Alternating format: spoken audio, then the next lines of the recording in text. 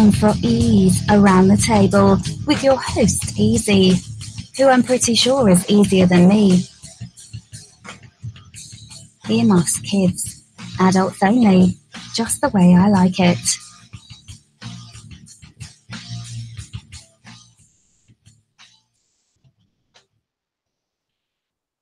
And welcome to another Tuesday night at Lenny, Melnick, afantasysports.com, the Legend Sports Network, where we bring you EEEZ Around the Table, a fantasy round table where we get together and just talk a little bit about everything.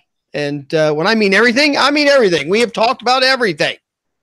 And tonight, I have a regular now the last 3 or 4 weeks. I have Douglas, it's Boyles, right? I got to think. I had to stop and think. Douglas Boyles. Singular. Well, Douglas Boyle. Thank you. Cha-Cha, who just held up his drink.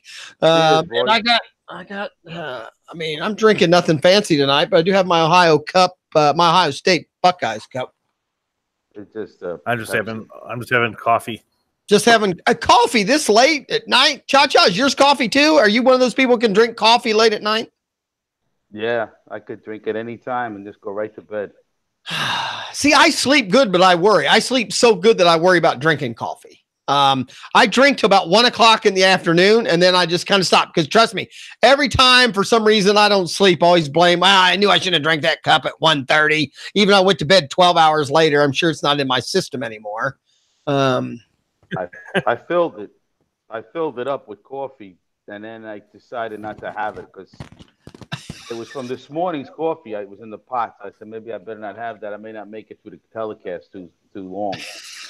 You're saying it might go through you too quickly? Is that what you're saying? Doug, how does that work? The beauty of the beauty of coffee is that I think it keeps forever. I live in Florida, right? And like if I get up in the morning, go to work, and I have like a cup of coffee in my car, afternoon in the car, and when I get off at 5 or 6, I got nice steaming hot coffee for the ride home.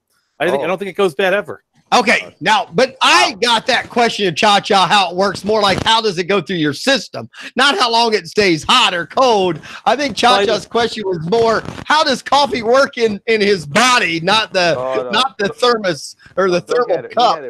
He had it right. You did have it right? See, because I'm a late bloomer to coffee. I've only been drinking coffee for about 5 years. I didn't understand, in air quotes, what a coffee break meant. I thought that meant you went and drank coffee, ate a donut.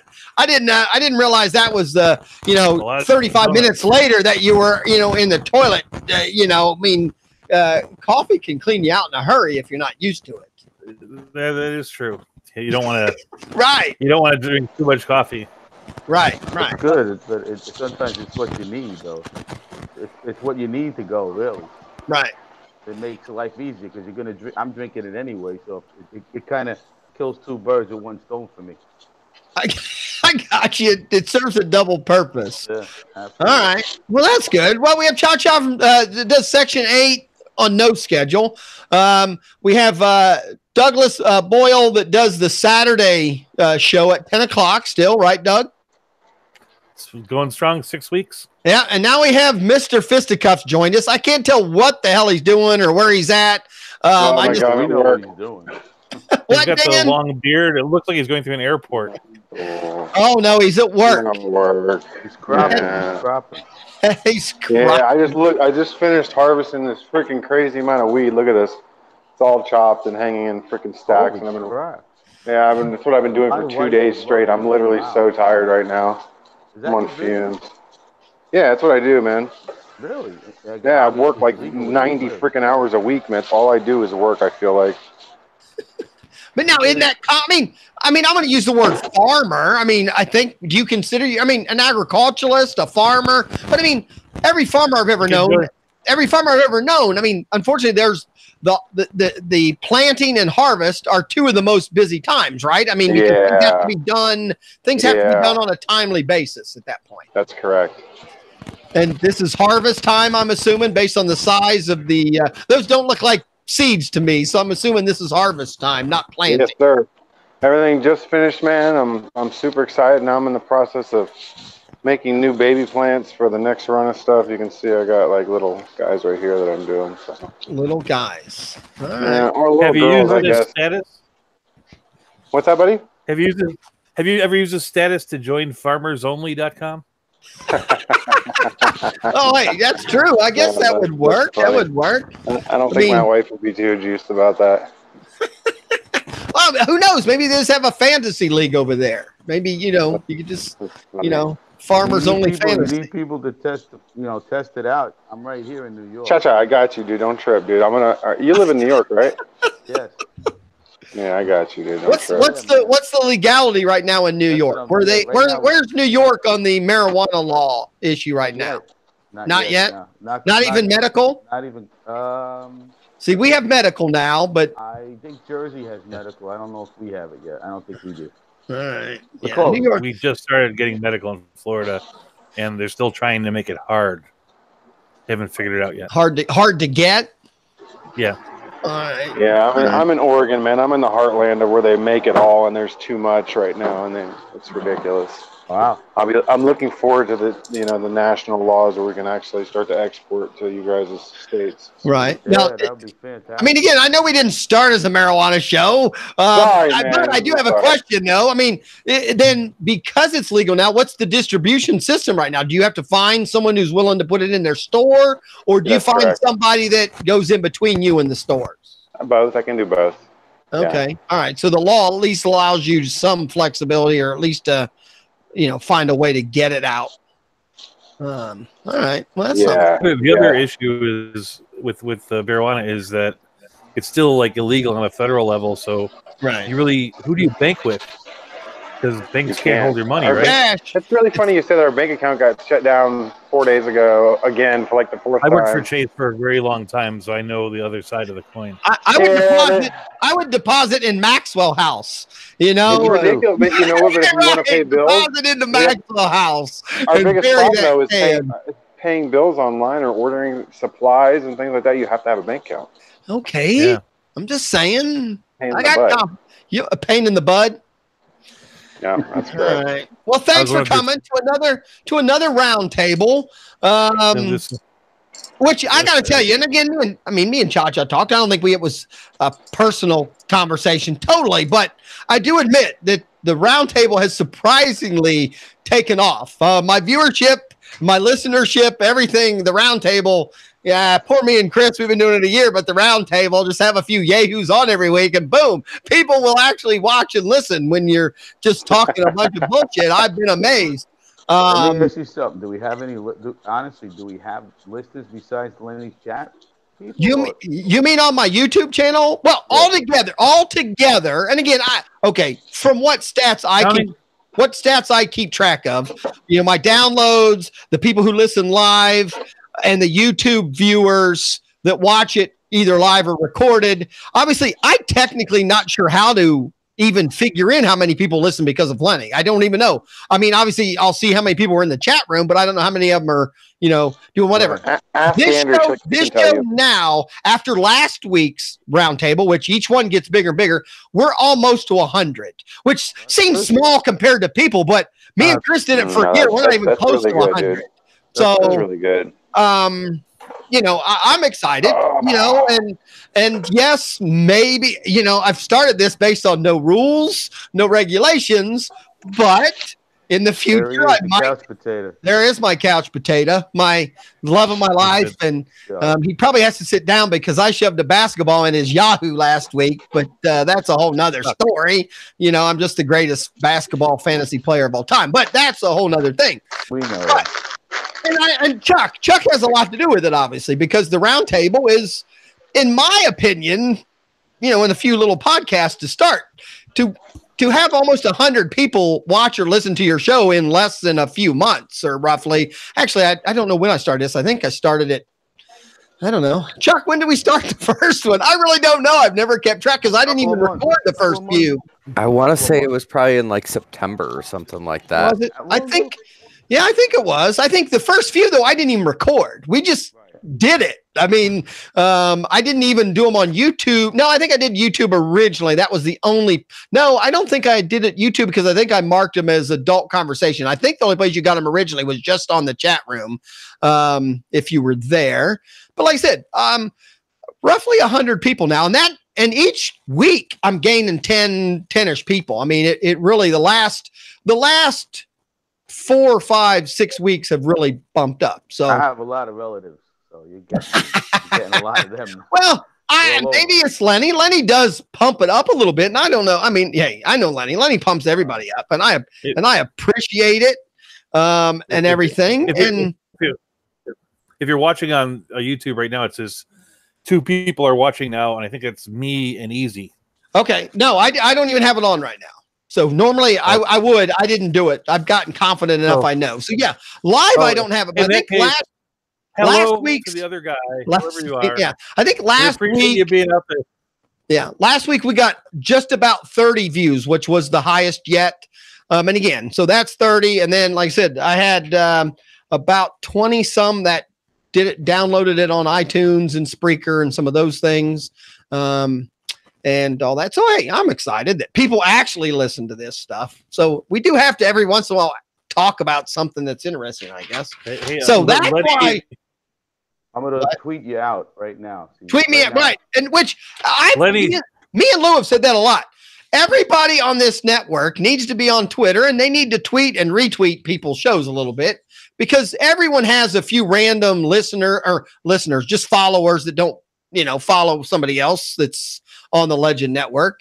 So yeah, don't be afraid to tweet and retweet and whatever everybody's show, whenever the Legend Sports Network sends something out or Lou sends something out. Does everybody here have a Twitter account? Big John just got his, so I got him started on one. I think I was his first follower because I really believe, we'll make that a quick first topic. I think right now, for information wise, if you're playing any fantasy sports, a Twitter account is a must. I feel you don't need to tweet a thing, but to follow certain people, I don't think there's a better place to get information, especially quickly. Dan, what about you? Do you follow many people in the fantasy world when it comes to Twitter? Yeah, I follow tons of people. I'm actually really excited. I just passed 1,000 followers on Twitter this week. Which was a pretty big deal for me. You're the one that's retweeting all of us. I only have about 400. A lot of followers. I retweet as many people as I can see on the regular basis. You're a good man. I really try hard to do that. But yeah, I actually just got into the hold on a second. You have 1,000 followers on Twitter? Yeah, I'm so excited. I've been on Twitter since 2010. Right. Yeah, so it's taken me 9 years. I'm gonna tell you something. This is something that you guys, if you have 1,000 followers on Twitter, how come they're not coming to the site and listening to your show? Andrea said I actually get a fair amount of traffic from my Twitter. I was pretty surprised by that. We were going over the stats the other day. That is interesting to me. Because yeah, I would 500. I would think if you have that many followers and not anybody is coming over to Lenny's, we're doing something wrong. Dan, do you tweet your shows before you go on? I schedule mine about a half hour or an hour before. I need to start. I've just been this last 2 weeks of work has been so crazy, but I was pretty good about it up until that point. Now, see, the nice thing about me, I use Spreaker along with Mixer. I don't know if Mixer does it automatically, but I know Spreaker and YouTube, I can set both of them up as, when I schedule an event a half hour or an hour before it shoots out a tweet that I, put a little basic thing in there. So I agree. Chuck is right. Dan, that's your stuff out. All you guys, every single one of you guys, when it goes up here, I'm on top of it with Twitter, and I do it right away most of the time, and we're only getting from the site at best, which is really bad. Maybe 3 people retweet, maybe 3 people like it. And well, unfortunately, Chuck, I watch. That's me, you, and Lou. Good. Me, you, and Lou are the 2 that are tweeting and retweeting a lot, and it needs to be everybody. Because I agree. We've had this argument a few times. The argument I've had a few times is we keep advertising to ourselves. That's never going to grow the network. There's a lot of things. If you want to get into the site, I am the leader of whatever you want to talk about the site, because that seems to me what we should be talking about. And Lenny's not here, Andrea's not here, and Lou's not here. If Lou gets into the chat room, we should really talk about the site, I think. Well, and okay, Cha-Cha, I would agree with that, other than it's my show. Meaning, I'm just saying, me and you have gotten on here, meaning people who really, now that I do have a little bit of a following, there are people listen, they do want to hear probably us argue about stupid fantasy stuff, and that's fine. But I also agree with you, which, I don't know, me and Andrea and Lou, did you pop in the other day? No, you were in the chat room, though. But, we got on and just did a hangout, one that wasn't, live on YouTube. Yeah, and to me, those are the things we need to schedule as a group. Something that doesn't necessarily broadcast, but once a week we do a broadcaster's, a 30-minute, hey, here's what's new, here's what's old, here's what we need you guys to be doing. And I mentioned it even before. You know what, guys? You do this once or twice, or you do it enough, you go, I think I'm going to like this. Andrea and Lenny like me. Then don't be afraid to buy a little better mic. Don't be afraid to, again, I'm a believer if you want to build a station, there's certain things we have to do, and there's certain things we're doing. Probably, in my opinion, we shouldn't be doing. But that's just me. Right. There's a lot because you're kind of banging your head against the wall here when you put people on. Most of us don't know what we're doing. Not me included. We're not exactly sure what we're doing here. And what is the purpose? What are we doing? Are we selling T-shirts and hats and cups? I mean, are we going to do a radio show? Okay. We don't have enough followers. We don't even have enough people in our chat room to be selling stuff. What do you want me to buy?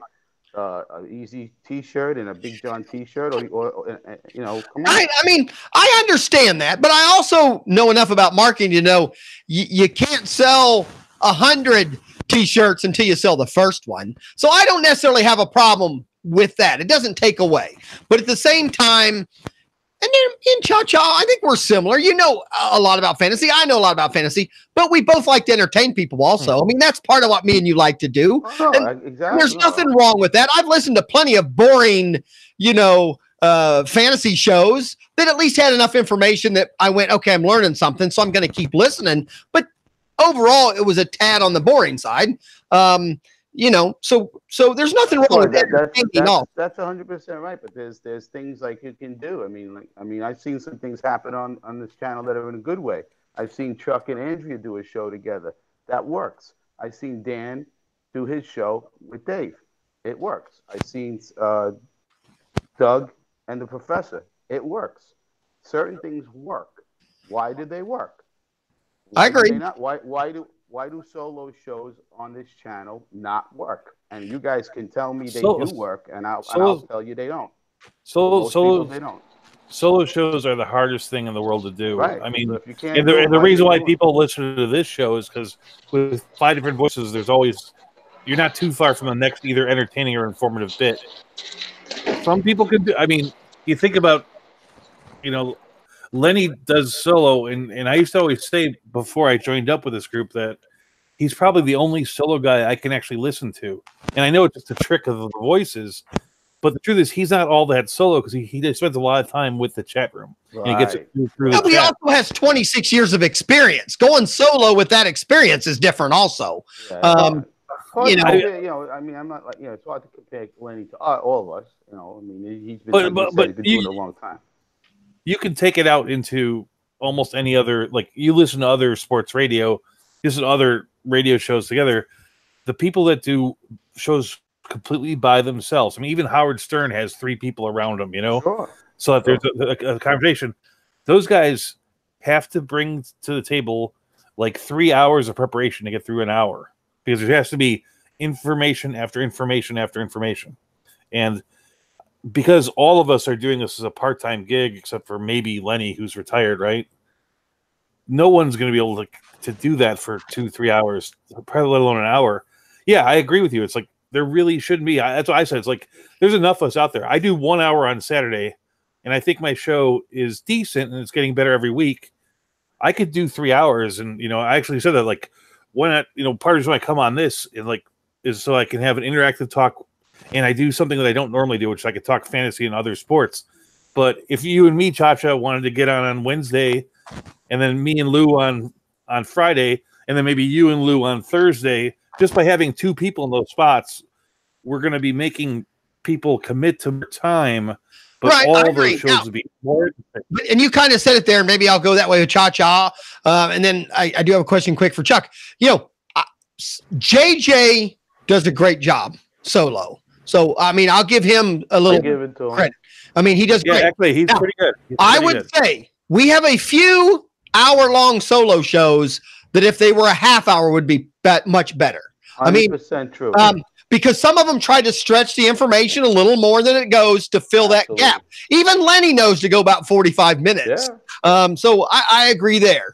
That's what people need to go, especially if you're going to do a daily or even 3 shows a week. You don't have to do 3 hours. If you do 1.5 good hours, that might make a difference. Chuck, how are you doing now? I know you were hesitant to do a show. I think it's getting better every week. I have to always listen to it recording wise because I'm doing basketball. But are you enjoying it? Do you feel yourself getting better? I definitely feel myself getting better with it. I mean, it's a lot easier, especially with somebody like Andrea, who has so much experience doing these kinds of things, always there to be able to help out with anything I would ever need. But, we have so much typed into the notes that we probably have about 2 or 3 shows sitting in there ready to go. Right. And that's right. And you should have, really, I think. Yeah. I come with 3 pages of notes for a roundtable where I know we're going to have open discussion. And like I said, we get to 1 or 2 at the most, but I know I have to be here with them, and I have to, each week I fine tune them a little bit and I do a few things and, I add to them in more detail. So when we do get to something, it probably will be better than if we'd have done it the first time I put it down there anyway. Dan, what about you? How much do you and Dave, the 2 lovers together, how much do you guys prepping these days? Because you do 2 shows and usually both of them are well over, you get into an hour and a half or so in most cases. Yeah, I do tons of preparation. I mean, I'm taking notes. We have a Google Drive that we share, and we're constantly adding things throughout the week. And then, usually the night before and day of, I'll really cram it and make sure I got all my stuff prepared. Right. You want me to critique you? You want me to critique you, Dan? Go, please. I'm always open to that. Problem with your show? Tell me. In a nutshell, it's too long. Go. It's too long. Everything else about it is fine. We did 45 minutes last night. 40. That was one of the quickest one you've done in a while. Yeah, man, I was so swamped with work. That's where you got to be. Just do. You guys are good. Just do 45 minutes and go, and that's it. Because listen, I can listen. I listen to you, but I don't know people. The time, our time is valuable. Our time to do these shows, to get people to listen to a 1.5 hour show. I think it's. If you can do it, do it. But I don't time-wise, I don't see people listening to 1.5 hour podcasts. Maybe they are. Me personally, I listen to a lot of podcasts. I'm like, I look on and think before I even do it, and I go, oh, this is a 51-minute, great, no matter who it is. And it could be the best guys out there, Howard Stern, whoever.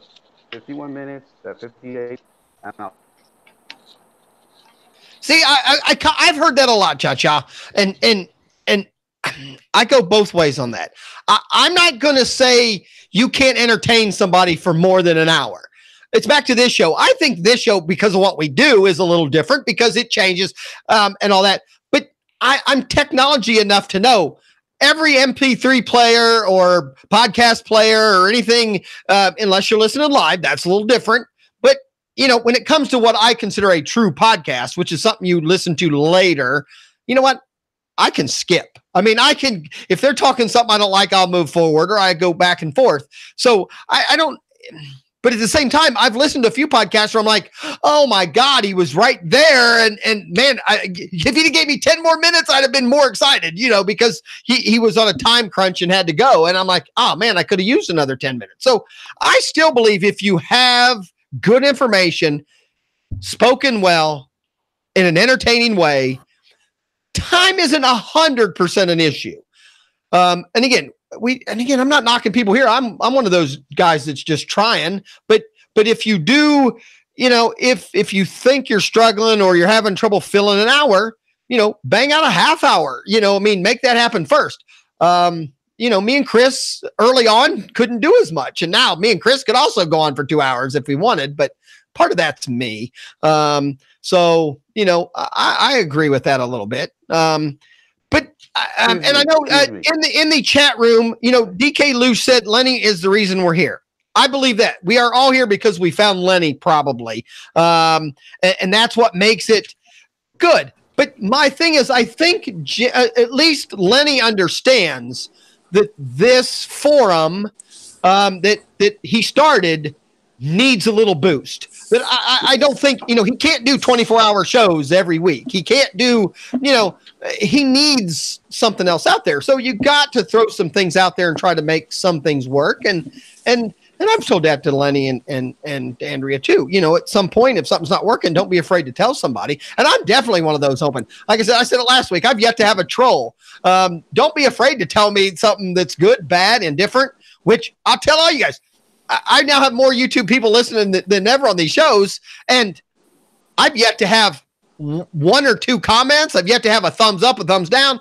You know, those are the kind of things, even on our own, we should be, you know, marking out to each other a little bit, you know, and again, don't be afraid of negative stuff either. Cha-Cha got cut off. Somebody booted his butt. Oh, he said, was it me? Did you call? Yeah. Way to go. Did you call him before you came on, JR? I just called the group. I actually didn't mean to boot him off. That's for sure. No, you were pissed. He was going off on everybody, and you got pissed. Sorry, Cha-Cha.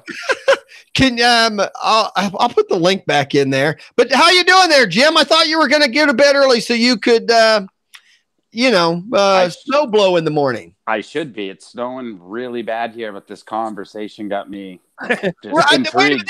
This conversation was this ain't even on my list. So then obviously if you're intrigued and you popped in, then I have to, then what's your opinion? What brings you, you know, why'd you come here? What piqued your interest? It was more, it's hard to explain actually. Like it's just the whole, I am, trust me, I've been thinking about it as I've been trying to join, and I've been listening probably as long as Cha-Cha, pretty close. I'm sure he could confirm this. Hopefully he can get back on. But I just think it's so many new people trying to do the same thing. There's been a huge switch since Sirius to the podcasts, because I'm not even real familiar with podcasts still. Like people like, check out my podcast, and I'm like, I really don't know much about podcasts. You know what I mean? I started out with Sirius, I don't know, 14 years ago. And that's kind of been my cup of tea, and now I've kind of followed some people on YouTube, and it just seems like there's a what's the word I'm looking for? A lot of abundance.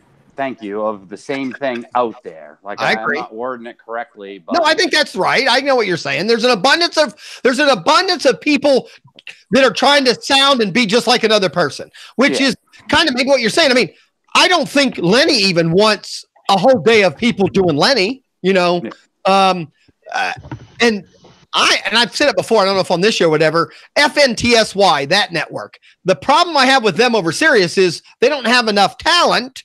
So they have, you know, almost everyone on that show is doing, or everyone on that network is doing like 3 shows. Well, once a guy gives you his opinion on one show, it's going to be the same, you know, 5 hours later when he's doing his other show.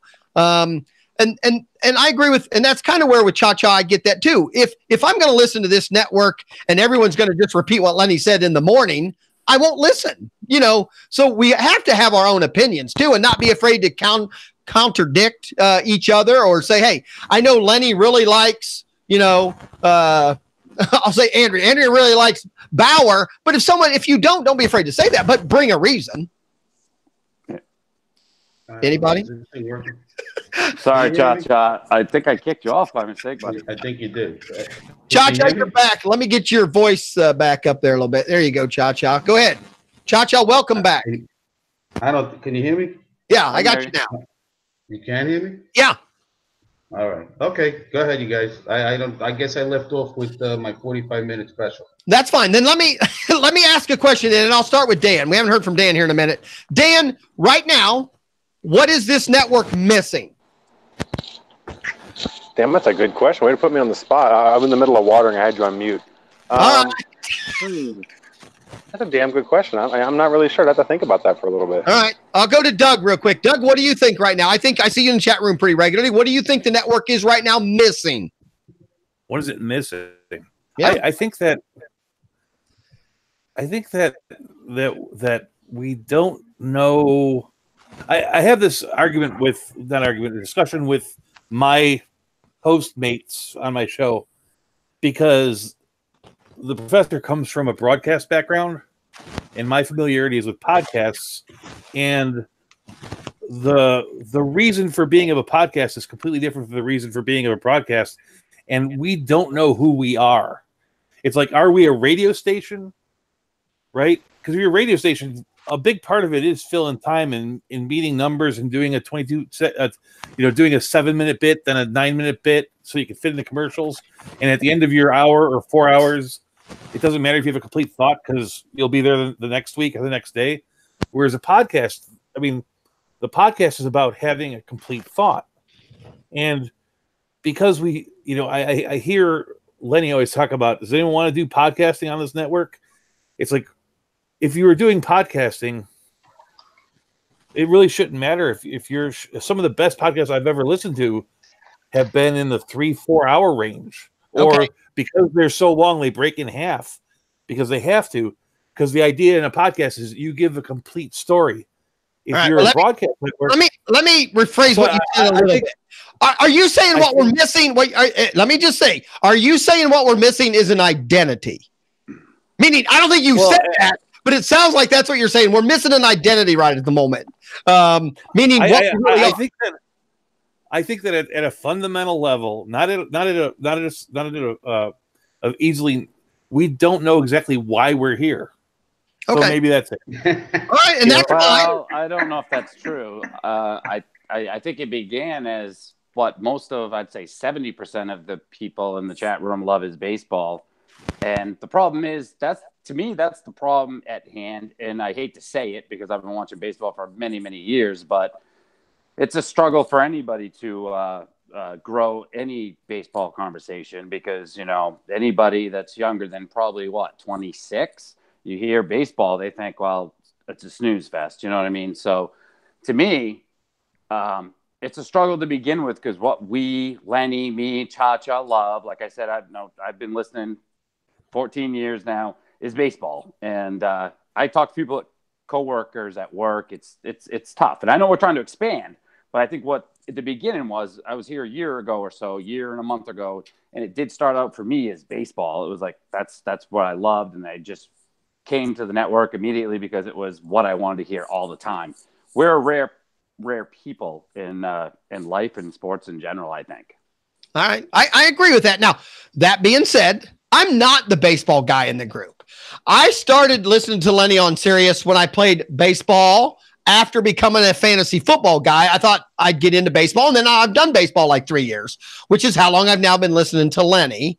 But I'll be honest, I'm not sure I'd have stuck around if this website was called Lenny Melnick Fantasy Baseball.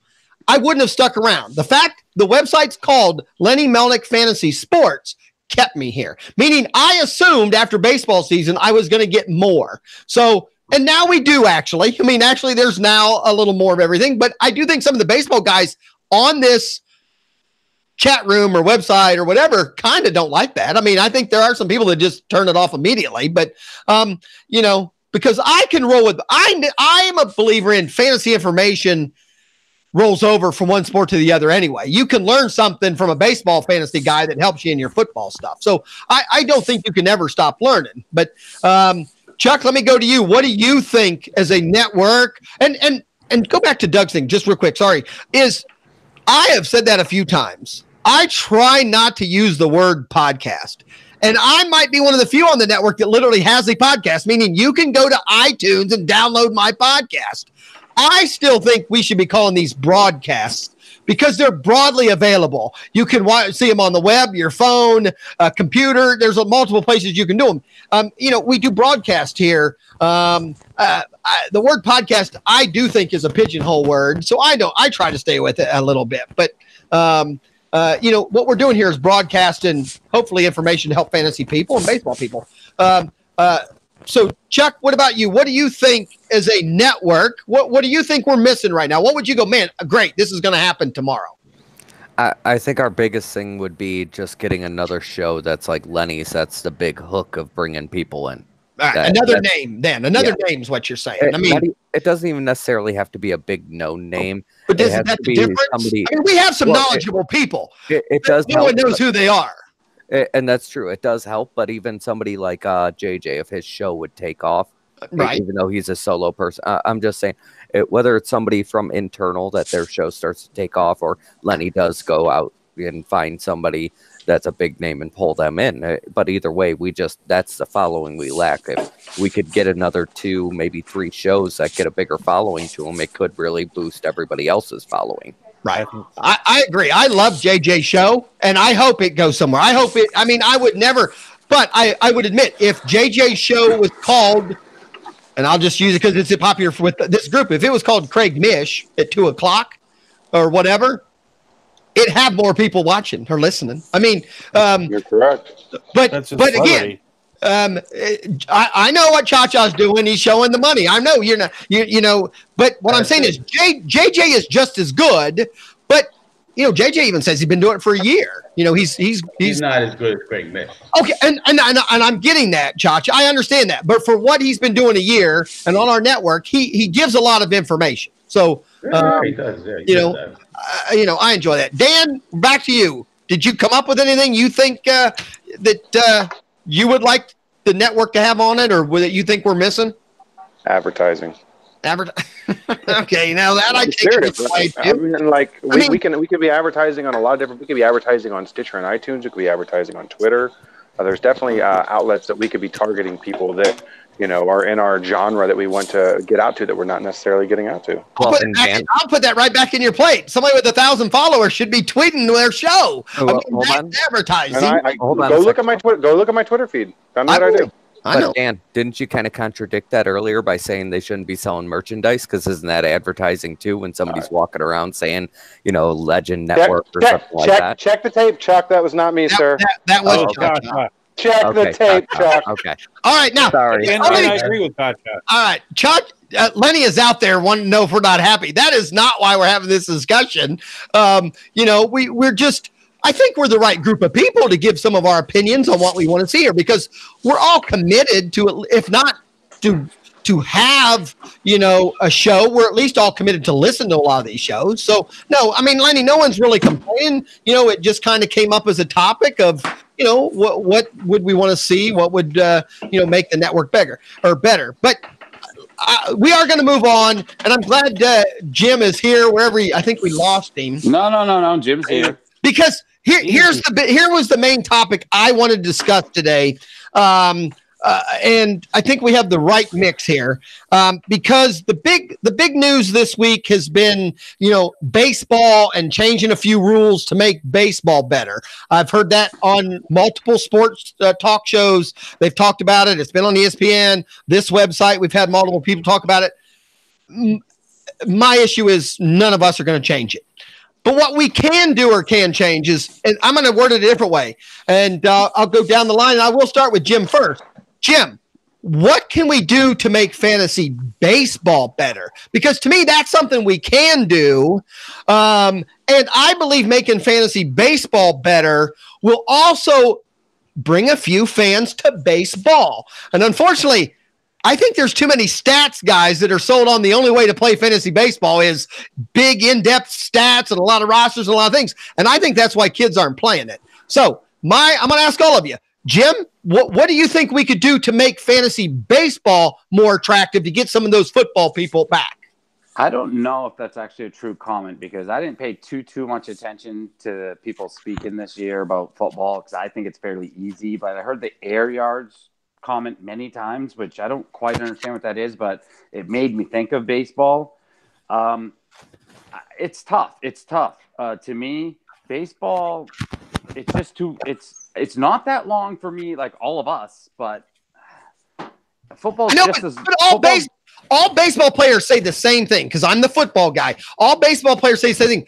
football's way too easy. It's too easy. Okay, then how can we make baseball easier? I'm not saying you have to play in an easy league. You can still be in your hard leagues. What can we do to make a league that will make a 14-year-old kid go, I want to do that? Or a bunch of 25-year-old kids that were in college together go, hey, we really enjoyed football. We tried baseball. It sucked.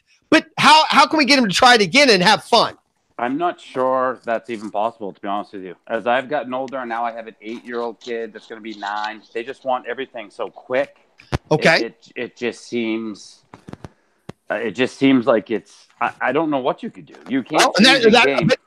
I have a few ideas, but unfortunately, if I throw them out, then we don't have a show. I'll go down, Doug. Sorry. Doug, I'll go to you. No, I know you have to be sorry, because Jim, you said exactly what I would expect. Most baseball people think what's killing fantasy baseball is real baseball. I think it could be the opposite. None of us on this panel today are going to change real baseball. If they make the rules change, they're going to make them regardless how much we argue or think they're dumb. But we can start leagues that could make some people try fantasy baseball again. This is something we have the power to do. And my concern is, are we willing to do it? And are we willing to come up with a few ways to make it happen? Doug, what about you? Do you see anything or any way where we can make a fantasy baseball a little more appetizing for a younger person, or somebody maybe who's a big football guy that doesn't find the entertainment value in a baseball fantasy league? I was listening to the Fist Cuff show late at night, and they actually brought up this topic, and the more I think about it, it's like the game that we play in baseball is a great game because of its complexities, but it might just be too complex. And so the thing that I would think is, like, my real introduction to fantasy baseball wasn't when I got the rotisserie book in 1982, but it was like being 6 years old and something across my dad was a pressman at the Chicago Tribune. He had like a home run pool where you just pick like 5 batters, and if they got a home run, you got points. The guy with the most points would get the win.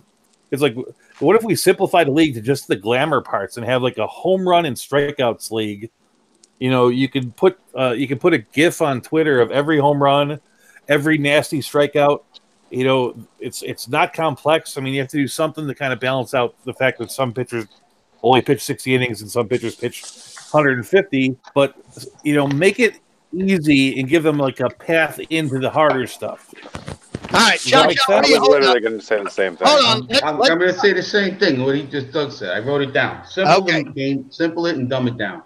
That's it. It's the only way you're going to get kids. Okay. Chuck, what about you?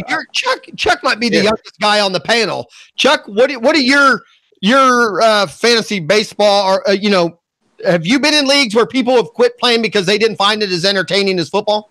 I have, and what I actually did, because a lot of my buddies are more basketball fans, or they do like football, but definitely they really do not like baseball. And what I would do is turn it into like a points scoring and turn it into higher points. That helped out with them just because they made it. They liked the higher scoring system, so they did end up liking that. I actually got into a league through Twitter this year that's a war-only league, so we'll right, Lenny's trying one of those. Okay, exactly. The war-only leagues. I guess, Dan, I know you said something quick and you're just agreed with Doug. Do you have any one or two particular things, or just more or less, I didn't realize, you didn't get a really answer. It's okay. Douglas kind of hit the nail on the head there, but, home runs are what's in vogue. And if you do actually turn, a lot of mainstream sports fans watch SportsCenter, and that's the one thing they show in highlights is you always get the homer in highlights. So if we were to have leagues that specifically were to weight the homer, really, really highly, or, mainly just a homer only league, I really like that idea. And the other factor, it has to be weekly leagues, kind of similar to how fantasy football works. You need to get a win or a loss at the end of each week. I think that can keep people occupied. Yeah. And then the aspect of the playoffs, I do head-to-head leagues, and it keeps, instead of having rotisserie where, if you're not in the top 3 by, July, you're pretty much out of the league. Head-to-head, we can sometimes have 8 people active all the way until, September. I agree. Head-to-head is a necessity for younger players. Excuse me. We don't talk about head-to-head on this channel at all. I agree. Zero. Right. Wait. That's 100%. I hardly ever hear anybody talk about a head-to-head in their podcast. My podcast is all head-to-head points. That's the only. Yeah, we're the only one, but head-to-head points. Points. Yeah, that's another. That's different than head-to-head. That is totally different, right? Totally different. Points. I don't play points, shots. I don't play points. No, I played it 1 year. I hated it. And I played Roto. I don't like points leagues either. I played Roto last year for the first time, and I hated that. So, but the only thing they've done different in football, okay, I started football back in the day with standard. The only thing they've done, and I hate to say it, which makes it more exciting, they started off with PPR, and then all they do is just keep adding positions. And everybody, if you listen to these freaking experts on any of these radio stations that I've listened to for 14 years, it makes it harder. And I'm like, in my mind, it does not make it harder. Because you're just adding points to make it higher and higher and higher. So we can't do that really in baseball. You can't, because home runs don't come as easy as touchdowns. So it's tough. Because, I mean, seriously, I play in football leagues now. I don't, but I joined one last year. It's like 14 gosh darn players you put in there. It's like a point for a catch. It's like this and that and that, and they're scoring 200 and something points. I'm like, that doesn't make any sense. I started playing this game, and that's what they've done to football. You can't really do that to baseball. You can add 3 pitchers a day. Now I'll give you mine. I think here's my 3. And again, first of all, to all of you, I think there's still going to be roto leagues. There's still going to be stats leagues. There's still going to be leagues that real fantasy baseball want to play. And I'm fine with those, meaning I'm not bringing these things up to say this is a league and this is how we all should play. I love Monopoly. But there are times where we will shuffle up. There are times when we shuffle up the property, bitches. We will shuffle up the properties and deal them out and drink beer and play a quick game of Monopoly. Real Monopoly people will go, that's ruining the game. I would never play where you pass out the properties. It's just another way to play and to get a quick game in that we didn't have time to play. I mean, it's so my easy fantasy baseball would be 1. Doug's kind of right. Not just home runs. I think offense only. Forget the pitching right now. For young kids, they only know offense. They don't know much about pitchers. Eliminate a little bit. Make it offense only, your offensive categories. You have to make it head-to-head. I do believe head-to-head, just like in football. And then here's my thing. I don't like daily. I shouldn't say that. I think for young kids, you can't do daily because the young kids don't want to set a lineup every day. But I don't think you can do weekly with baseball. I don't think it works. So I think you do it by series, meaning the morning before the first game of a series, you can set your lineup. You set your lineup for those 3 games, 2 games, 4 games, and that's it. So you're in most cases, you're what? Maybe the most would be you're setting 3 lineups a week, but in most of the time, you're only setting up 2. I think, those 3 things alone, I think would make some people go, okay, maybe I could do it. You got to set your lineup 2 or 3 times a week. You have only worry about offensive categories, and maybe you weigh a few of them a little heavier, but you still have to do head-to-head. Anybody have any opinions on those ideas? I have one more opinion that's not necessarily exactly what you just said, but I feel like MLB itself needs to embrace fantasy. You don't hear the league supporting it, and the NFL got behind it probably about a decade ago when they understood that it helped those, Cleveland Browns versus the Ravens games that people aren't fans of those teams ended up watching those games because they had fantasy implications. And MLB needs to get behind fantasy as a sport and understand, hey, it can help people watch these out-of-market games they're not necessarily watching. Good call, Ben. Very good call. But once again, you're talking about a one-day thing, guys. We're talking about something that we all know pretty much happens on, 17, 22-year-old guy, show up on Sunday, show up on Thursday, boom, here it is. Oh, I just got to watch 3 hours of a game. So how can MLB do that when every series is at least 3, maybe a 2-game series, sometimes 4? Well, that's why I think the only way you do it is you do it where you set the lineup by series. So at least you can go, hey, at the end of that series, I'm kicking your ass, buddy. And then he'll go, okay, but Wednesday when my team's, I'll set my, I have a chance and I'll set my lineup a different way to maybe I agree. It is, again, as a fantasy football family, it's hard to get away from that. Football has that 1 game a week technically, or that, all day Sunday is when me and my family can sit and watch the games and obviously talk fantasy shit in 1 day. Baseball can't do that. So I don't think you can duplicate that in any way. Anybody have an idea? You can't. I mean, unless you it's impossible, guys, right? I mean, you can't cheer. You can't. What are you going to just not play baseball? It's like, okay, let's just play this one game today and then have one fantasy game on one game or a one game. It's like a DFS then, basically. Well, and that's what I have seen a few people where they're playing DFS, but they're doing it with season-long scoring. I don't know how it works. Oh, my Lord. But, I mean, so obviously you can be playing similar players and all that. Anybody here do much DFS or know anything more about that, or am I just I play DFS every day, but I don't do it that way. Okay. I mean, it doesn't hurt me with season-long. But right. I don't know. My long-term dynasty league, we run head-to-head points, and our points are based on DraftKings scoring. Okay, so that's similar. But you can't. But none of you are going to own the same player, though, right? I mean, it's not like you're doing a lineup with somebody. You can't own the same player, but yeah, you have it along those ways. You only own one player. And maybe that's what I heard. Maybe someone told. I have heard someone say they use DFS scoring, for their baseball, and I wasn't sure how they did that. So, I mean, I can show you. I got you. You're using the scoring more or less to track the scoring, but no one owns but one player. Right. Okay. Let me go back a second. Like there was like this overwhelming outpouring of hatred for head-to-head points, but all football is head-to-head points, and that's what those guys know. I've embraced this concept, the simple way in. That's the way to make a thing. Guy, it's a double. That's 8 points. We know that. The way if your guy caught a pass, that's a point in a 1-point PPR league, or a touchdown's worth 6. When you're playing in Roto, and you're trying to get somebody who's beginner level in. It's like, how does a 2-for-3 game with one double and one run scored really affect your overall points total in a 15-team Roto league? Right. Like, that math is really complex. And it's like head-to-head points is that thing. It's like if a guy hits a double, you know what it is. If a guy strikes somebody out, you know what that is. If a guy hits a home run, you know what that is. It's like automatically it goes on you. You sit there through the week, you watch your players play, and you actually get into the game one-on-one, and you know where you stand and what you need in every game. It makes the games more exciting.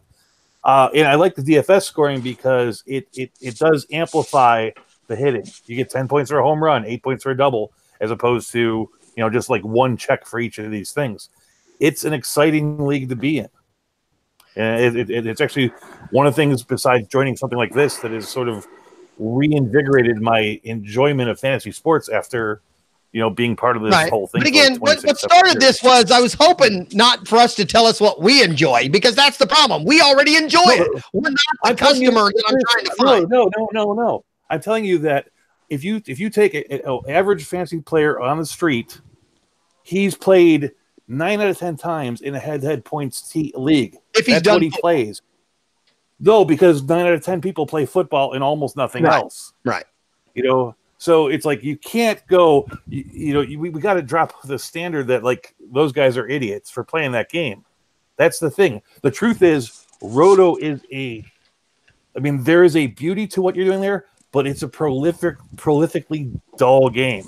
Half the teams are out of it. It's dull if you're not a stats guy. It's dull if you're not a stats guy. Chuck, one question to you, because again, being younger, I know in your basketball league where someone kicked your butt. Dull. But Chuck, in the basketball, I've only done basketball a few years, and I've been in the playoffs and the finals every year. But basketball, the two leagues has always been head to head. Is basketball? You've played basketball longer than me. Is basketball also always head to head? For the most part, they do at least have a rotisserie option with it, but I can't get any of my buddies to get behind that. They are just nothing but head to head. They won't even switch it to categories. So that's the problem, because the kids I play with in my fantasy football, we tried 2 years to do baseball. They wouldn't stick, but they play fantasy basketball, which is just, to me, not much different than baseball. I realize not as many games in a week. Huh? You think it's worse, Jim? I think it's worse because you have to deal with, and trust me, I'm in one basketball league with a fairly notable guy, and he's lost some players pretty much every year since I've joined. So we've had to find some people. It's worse because they don't play as much.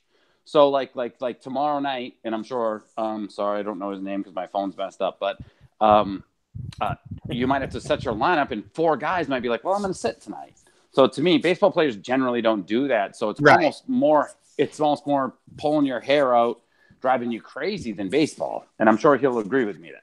So the gentleman will agree with me with that. I think it was Doug. Cha-Cha, so I'm going to ask you then. So is part of the problem, it sounds like so far, the biggest hurdle we have for bringing, for growing fantasy baseball is there's just too damn many baseball games. Should we maybe what about two seasons in one season? Meaning, could we do 3 months and 3 months instead of doing, 5 months? Anybody have an issue with that, or is that a problem? Jim's already shaking his head no, but Cha-Cha, I want your opinion. Is it that there's just too many games, so you're never going to make the game the same as football or basketball? Well, Ron Chandler, I believe it was Ron Chandler. Is it him that did the monthly league for about the last 2 years? Just a month, every month. Yeah. Was it Ron Chandler? I think it Lenny was. would know. Sure. Lenny would know. So it's a 1 month baseball league. Is it roto or head-to-head? I would think for a month it has to be roto, though, right? It could be either one. Okay. I think it's roto. But I know in Ron Chandler, it's definitely roto. Absolutely. Yeah. Right. It's roto. And then after a month, whoever wins, who's ahead after the month wins, and then we go into the next league. And you redraft all over again for another season. So you can have like 5 or 6 leagues in one season. Right. And that's how he was doing. Would I do that? Yeah. I'll do it. I would give it a try. Right. I don't. And that might be the best thing for the younger generation, so they definitely could get out of it. Dan, do a month or two. Dan, what's your opinion? I know Dan's the weed guy and he's busy, but Dan, what's your opinion on the leagues being too long in baseball? No, I was going to suggest the same thing. Maybe even a half season league, or I like the idea of a monthly league, but one of the big draws to fantasy sports is the draft. So the more times you could offer a draft to fans, especially later in the season, that could keep people way more interested. And the landscape of baseball changes so much from the beginning of the year to the end of the year in terms of how you perceive players' values. I just think it would be a lot of fun for beginning people. All right.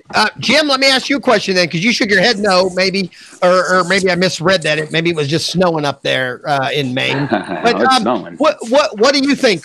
I guess part of me always thought, why not play regular season up to the All-Star break, and then at the end of the All-Star break, start your playoffs, and then go that route?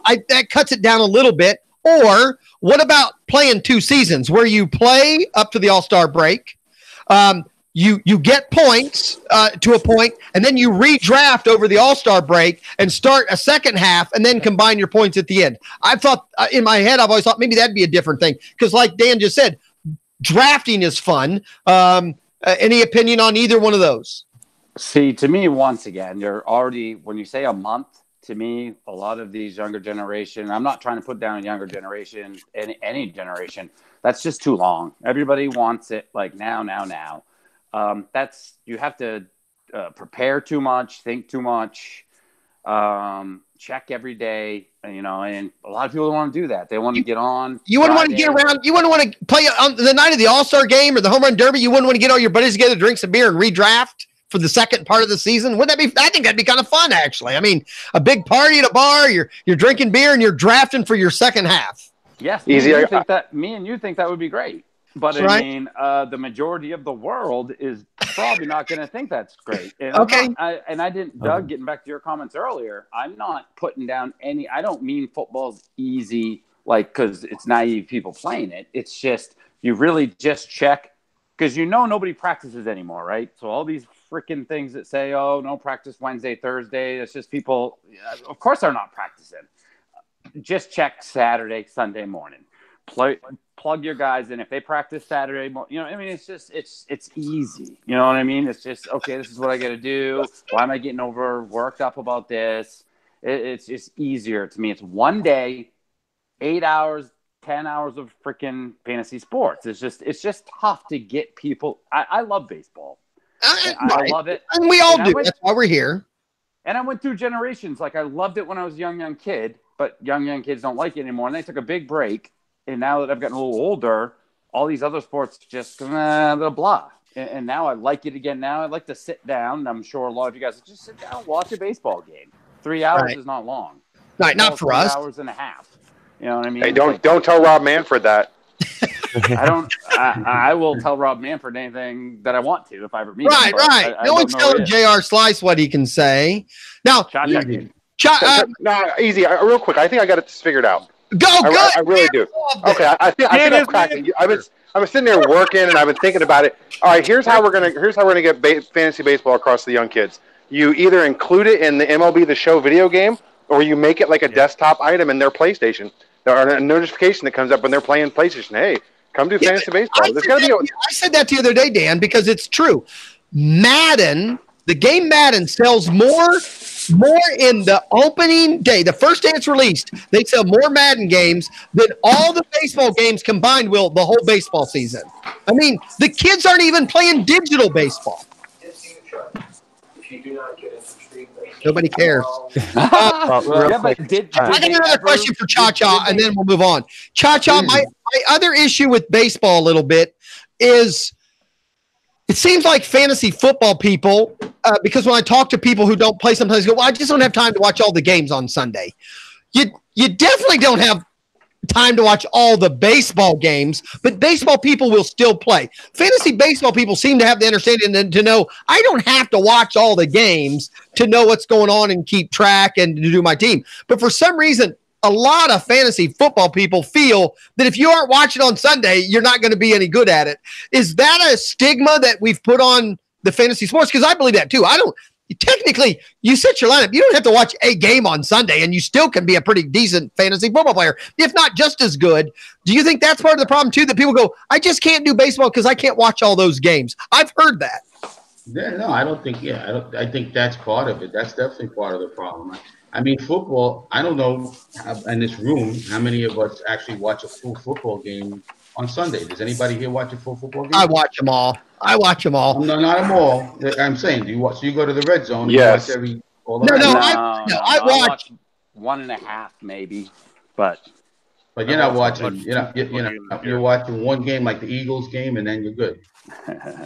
No, I wish I could, but no, I watch. No, that's what I'm saying. I mean, with baseball, like I watch. I mean, I watch almost every, I would say, Yankee game, just about. I mean, I don't watch the whole game, but I usually catch some of it because I'm a fan. But the other games, I'll go to MLB and I'll catch up on the highlights, and that's where I catch up on my fantasy. Right, but my point is, for some reason, people have a tendency to think you have to watch the sport to enjoy the fantasy, and to me, that's a little bit of a falsehood. You can enjoy it. If you're playing DFS, you don't have to watch it at all. Right, guys with all the money don't watch it at all. They just plug it in. But again, plug and play. My argument here is, how do we get people to watch that aren't us? I mean, we already watch, we already play. Because my argument is, I think trying to solve the problem of watching baseball by fixing baseball is wrong, because baseball, MLB is what it is. We need to fix other things. We need to fix kids enjoying fantasy. We need to fix kids playing Little League. We need to fix where kids want to do it when they're in high school. I mean, to me, all that gets fixed, and guess what happens? More people watch baseball. So, and watch Major League Baseball and go to Major League Baseball games. So, to me, there's multiple places we need to fix it. And to me, fantasy is one of those things that we can do by starting leagues to get younger people involved. So, that's kind of where I'm at. Doug, it's been a while since I've talked to you. I'm going to let you talk last. Any fairly quick comment on this topic before we move on? Fairly quick topic. The big thing I take away from this is the reason why I joined Lenny's group is because I think people there is a problem in the fantasy community where we basically have this thing where we say that if you don't play by these rules this way, if you don't, if you're not part of a 20-team minor league fantasy thing, if you're not of all these crazy things, that you're not a real fantasy player, and we need to be able to say to, hey, you guys want to play head to head? We're going to talk head to head because that's real fantasy baseball. If people want to play, if people want to play a 10 team leagues, that's real. Matter of fact, most leagues are 10 and 12 teams. All of us so-called, I hate the word expert, more experienced players are in these 15 and 16 and 20 team leagues. Yeah, there's no expert. We're the wackos. You know what I mean? It's like most leagues are 10 teams. And for years, that's all it took me about 13 years to be able to put together a league bigger than 12. And it's like, but if you tune into, ESPN's coverage or CBS's coverage or our coverage or any of these other guys' coverage, they act like everybody should be playing in these things. And we need to treat the people that might want to play enough to listen to one of us, like what they do has legitimacy. Right. One more thing, because I miss it, because I thought this earlier, and Meckard brought it up, and that is team pitching. Any of you ever played in a league where you did team pitching? And do you think, again, if we did something where it's all offense and then at least pitching, you just said, okay, I'm going to take the Yankees pitching staff, or I'm going to take the Dodgers. Have any of you, is that a league any of you have heard of?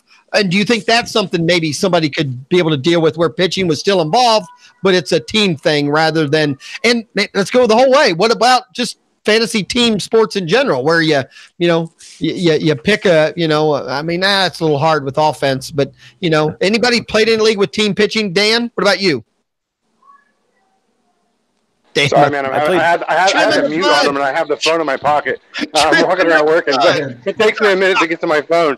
I'm almost done working, actually, but no, I've never played it, but I like the idea of kind of treating it like a team defense. I really think it's a smart move, especially, like I said, if you're trying to get that game. And I'm not even opposed to having 8-team leagues, because, like I said, we want to promote the stars, which is something that MLB is not doing as a whole. But fantasy needs to do it, and that's how you're going to get these kids, is to excite them about Mike Trout. I mean, I know these kids wear these jerseys in football for their stars and stuff, but you don't see the same kind of following with baseball because the stars just aren't put out there. Jim, you've done this a while. Am I missing it? Because I do watch MLB Network at night a lot when, kind of when all the games are going on. If they don't have a game, they cut into a lot of games when there's action. Not technically a red zone or a home run channel, but I enjoy that they cut back and forth when something's going on. Is MLB missing the boat, or is there a channel and I'm missing where they do that through a whole evening, or is it just not possible because too many games? No, once again, I get the package every year. It's probably the best value of any of the sports packages, like $118 for a bazillion games. Yes. But if you have a big enough TV, you can get 7 or 5 or 6 games on at one time. Right. And if you just move your cursor over. So I'm always know what action is going on Okay, but you as a baseball guy, and me, I'm even enough where I can look at a game and go, all right, I need to watch this right now. But my 14-year-old kid doesn't understand what's about to happen. Where at least the red zone / home run channel or whatever, at least there. And I know what you're saying. We're dumbing it down a little bit, but that's my whole point. Where a kid would go, oh, okay, they're showing me this now because it's, a full count and runners are going to be moving, so I need to watch that one. Are they missing the boat by not at least doing something like that to at least sell the audience that's a little less knowledgeable? I'm not even sure if you could get on the boat. Like I said, I brought my kid to. I don't know. It's a hard question to answer. Like I said, I have an 8-year-old kid. I work with a 25-year-old kid who watches YouTube. He has no clue what even TV is. Right. He has no clue. I agree. Clue. I got kids that age. What's growing pains? No clue. So I'm not sure it's something we can even get to. I don't care. You can show 15 home runs to my child, and she would just completely walk away and be like, well, this person's putting clay on top of water and it's blowing up. It would just be weird. So I'm not sure the answer to that question, to be honest with you. But if anything, I think tonight – that's just so true. If anything, though, Dan, tonight, based on this little discussion, I'm back to why I brought up this topic. I don't think the shit they're talking about changing in baseball fixes anything. No, meaning the few things that they're working on right now isn't going to make Jim's 8-year-old watch baseball. All it's going to do is piss off us who already watch. Right. So, yeah, but they know that. They know that too, because somebody put out a tweet the other day, and I've eliminated most of my. Unfortunately, not that I'm an important person, but this person showed this thing for a 4 or 5 year span, and there was a 4 to 5 minute difference in the last 5 years of baseball games. So they're not super. It was weird. They're not that much longer. Everybody seems to think they're so long. Someone's telling us that they're longer, right, Cha-Cha? Yeah, I have the stat. I have the stat right in front of me. It's funny because we talked about it on our show last night. And in 1987, they were 15 years ago, right? Yeah, in 1987, the average game length. Let Dan go. Dan, give us the stat. Go ahead. 1987, the average game length was 2 hours and 47 minutes. In 2018, it's exactly 3 hours. we've changed what 13 minutes in 20 some years, 30 years. No, but I can tell you my last Cincinnati Reds experience with a wife and a daughter when they were playing the Pittsburgh Pirates and the Reds tied it up in the 9th inning. And I looked at my wife and daughter and said, all right, go another inning. They looked at me like I just made them eat shit. They were like, what do you mean another inning? They couldn't wait for the 9th inning. And now we got to play a 10th inning. I get it. The length of the game to somebody who doesn't care, those 13 minutes mean nothing. We don't care. But it does mean something. It means something to me when I'm at the game. For me, okay, now that I'm older, I can't do it anymore. Especially I can't do it. A 95-degree sunny day. It's hard on an old man, isn't it, Cha-Cha? Real quick, Andrea, are you there? I just want to welcome Andrea. She's been standing there for a while. She's got her mic muted. I know she's still drafting, I think, right? So, Andrea, if you're out there, say one word. No. All right. So, Doug, what do you think? Do you think that 13 minutes is helping anybody? The reason I wanted to interject about the time frame is when I was a kid, and like I'm 49, and I know that there's a few of us that are in the older side. When I watched baseball, when I was growing up on WGN watching the Cubs, there wasn't a commercial in between the middle of the inning, and that's that whole half hour is that commercial. Yeah. A lot of 100%. Yeah. I was going to say the same thing. I went to a live football. You watched the top of the game, the first three guys bat. They would talk for about 30 seconds while he watched the other guy warm up, and the other guys would bat. And that's the game is exactly as long as it was before. It's just they squoze in, an extra 2 minutes of commercials every inning, which makes up that 30 minutes. Well, because every game is televised somewhere now, they obviously have commercials all the time. I agree. Another factor is instant replay. I disagree with all. Yeah, I don't think instant replay adds as much as that much. It's still slowing it down a little bit. Just last year, I was at a Tampa Bay Houston game. Two pretty big teams, right? Should have lots of commercials. I was in there and out of there in 2 hours and 45 minutes, right? Yep. And then I went to a Patriots game. I think it was preseason, and I was in there for 4 hours. So there's something just going on televised. I'm there. I can't tell you what's going on TV wise, but everything's everything's televised now. So what's going on? I mean, the Houston Astros games, Tampa Bay, it was televised, right? I don't know how long, but I was seriously there. I was there 2 hours and 45 minutes, out the door, back home at the freaking condo. Wow. So it was a quick game. Well, and that on happens. TV, it was probably 3. Right. That is one game. I mean, you can go to Yankees, Cha-Cha. Right. Don't happen in Yankee Stadium. Tell you that. I agree. What about Mets, though? It won't happen. It just don't. I'll be honest with you guys.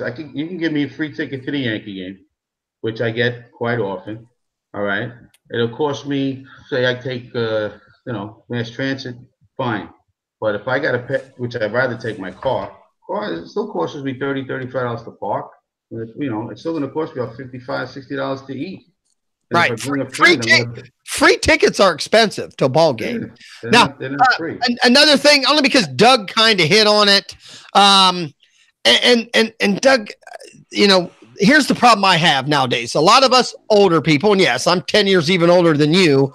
We talk back to time when we were younger, and it wasn't, this was that, and we didn't mind watching a 3-hour baseball game, whatever.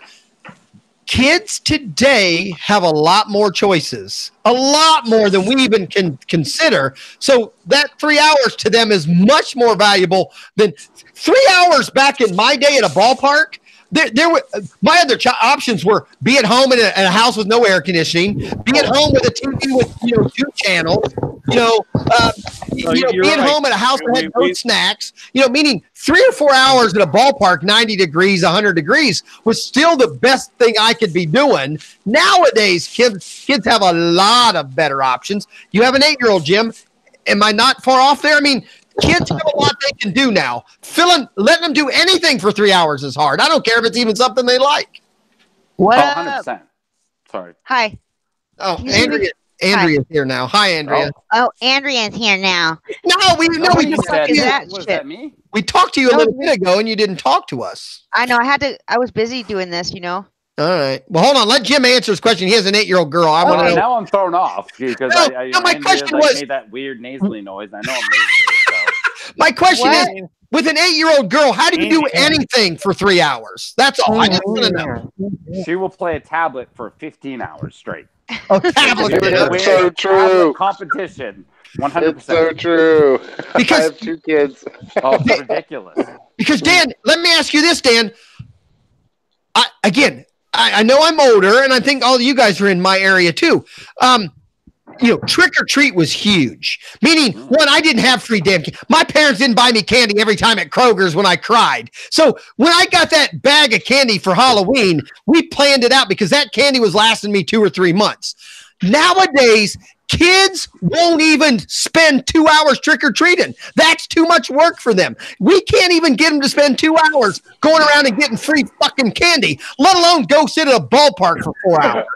You understand what I'm saying? I mean, no, it's so true. They don't have the attention span. Like Jim was saying earlier, my kids will lock into anything on YouTube for 15 hours straight. It's absolutely ridiculous. Right. DK Lush is saying he remembers getting cookies. I'm the popcorn ball generation. I used to come home and have 6 popcorn balls, and nowadays if a kid had a popcorn ball in his bag, mom's throwing that bastard away because it's full of cocaine and razor blades. It was some of the best shit I ever got was a homemade popcorn ball. Popcorn, isn't that a Christmas thing? It was popcorn balls were huge. That's what I'm saying, but it was a Christmas thing up here. But Cha-Cha, did you ever get a popcorn ball for trick or treat? Yeah, that was one thing we weren't allowed to eat. Popcorn. You weren't allowed to eat them either. Oh, the candy apples. They might have had razor blades in them. You could. Yeah. How many people are legitimately out there poisoning candy? That's what I want to know. I think the fact is exactly 0. I'm almost positive the results have come out. No kid has ever been poisoned or razor bladed. Hold on, that wasn't done by a relative. It's been done. It's always gone back to someone else that knew that child. So it's never been done to a random child, from what I understand. So it's an urban legend, dude. There's one story in America, one in Canada, and it turned out that they were relatives killing their kids. Exactly. Yeah, it's ridiculous. And it's really funny because on a side subject, every year I go crazy during Halloween because all these mothers get online and are like, "Oh, we're so worried the kids are going to get edibles this year," and I'm just like, "Shut up! No one has got that kind of money to hand out edibles to kids. It's so expensive. I mean, it just doesn't make any sense. Who's doing it?"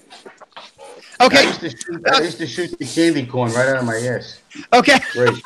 Right in front of them. It's not like after that you can do like a buck a shot or whatever. That's expensive. Real AA is saying there is a Strike Zone channel. Am I missing that? No, it's a Strike Zone channel. On where? Is it on MLB or is it part of the? I think it's a part of your. It's part of the package. On Yeah. I bought the package for 3 years. I never recall a package that had that. Well, that's because you're a football dude. No, I buy the baseball package. I have the MLB, package and watch the games. I've just never. Now he's saying it's just on Tuesday and Friday nights. Yeah, it is very minimal if I remember. Maybe that's the point. I don't know. What, are you sleeping then? Isn't it Tuesday night tonight? It's Tuesday night tonight, right? That's edible night. I'm sorry. That's edible night. Andrea, are you still with us or are you drafting? I'm going to give. I'm here. I'm here. It's my turn. I've got to draft somebody now, but. All right. What about you? Where are you at? Wait, hold on. Round 24. Skip Jacob deGrom, Andy. Yeah, you know it. He's there right now. I need Blake Parker is what I need. There, I'll put up. I've got the board up on YouTube and I've got the thing up there now. So anybody watching our show will see. I'm putting up here. Here's Andrea. All right, Andrea, ready to defend that Jose Baez selection for me, Here's please. Andrea. Javier Baez, please. I didn't like that either. No offense, Andrea, but we can get this show going until 3 a.m. on that one. Andrea, you're on the clock now, right? You took Colin last. I just took Parker. What? I don't understand why you don't like Baez. You got Parker. I don't like him. I don't like him where you took him. Yeah, you took him with 11th pick. What do you mean? You skipped pitching's flying off every board I've seen. You need pitching this year, 100%. What's his batting average? Do I not have good pitching? You take him over Machado though? 2 years ago. I did take him over Machado. That's right, because I don't think that Machado is going to be stealing the money bases anymore. I don't care. He hits 35 and 100 and hits close to 300 just about. Javi Baez has that batting average concern is my only issue with him. And that he doesn't get on qualifies base at very every good. position. I and understand. I'm trying to get you up. Well, let Andy talk. I want to hear what I would like to hear what she wants to say. Well, personally. I mean, I just don't. I think that the numbers speak for themselves. I don't really know how am I supposed to defend Javi Baez? I mean, he qualifies everywhere. He steals bases. He hits home runs. He gets RBIs, and he gets runs. And his batting average is good. So I don't know. I'm concerned with Machado just because he doesn't have a home, and I don't know where he's going to be. That's pretty much it. But when I drafted Machado in the first round, I got shit for that too. I'm not saying Machado. I was just wondering about the pitching thing because you have 11, so you're going to come back. Is it 15 or 12 or 14 or whatever? Is it 15? 15. That's all right. I was just wondering. You don't like my pitching? I don't know yet, to be honest with you. You came back in the second and got Bauer. Did you feel the pressure that you had to take him, or you really wanted him there? No, I just knew that I wasn't going to get another pick until the 40th spot, so I knew he would be gone by then. And so I figured I'd get him, and then I think that my pitching turned out okay. I'm sorry, I didn't mean to say that. I only know what happened the first round, and I just was wondering what happened. You don't like Baez? You stopped watching after Baez? Well, I have a Jesus family. Christ. I have your draft. I have your draft board up. I was putting my kid to bed. It's no problem, dude. I got you. I listened to the station for you. I just wanted to know, and I sent a little note out, but I know you never got back to me, so I was just wondering. I'm sorry. Well, next time you wonder about picks, you should look at the rest of the team, and then you'll figure it out. And if you still have questions, go ahead and call me. I'll be happy to answer any questions. Woo! Wow. Serving it up. I like it. You can't just say that one pick, like, oh, she picked Javi Baez, and that was a huge mistake, and now, like... I never said it was a mistake. I just was curious about it. It's something I haven't seen you doing any mocks, and it was something that I just kind of threw me off a little bit, you know? Well, I can tell you why I did it. I'll tell you exactly why I did it. A couple years ago, I used Ron Chandler's Babs. It's an inventory checklist that values players with their assets as well as their liabilities. So a lot of players that you just look at things different. There's a whole different draft board. You have all players are like categorized into groups, and so they just are grouped with the other people that have the same type of talents that they do, like speed and power and all these. And so you have this goal that you're supposed to get like a certain number of speed, a certain number of power, and you're supposed to avoid any kind of like injury risk or experience, like low experience or like age, new park, stuff like that. Bad batting average. And in the first violin out, all right? That's fine. Andrea. Let's go on to the next conversation. I didn't mean to. Andrea. Let's go on to the next thing.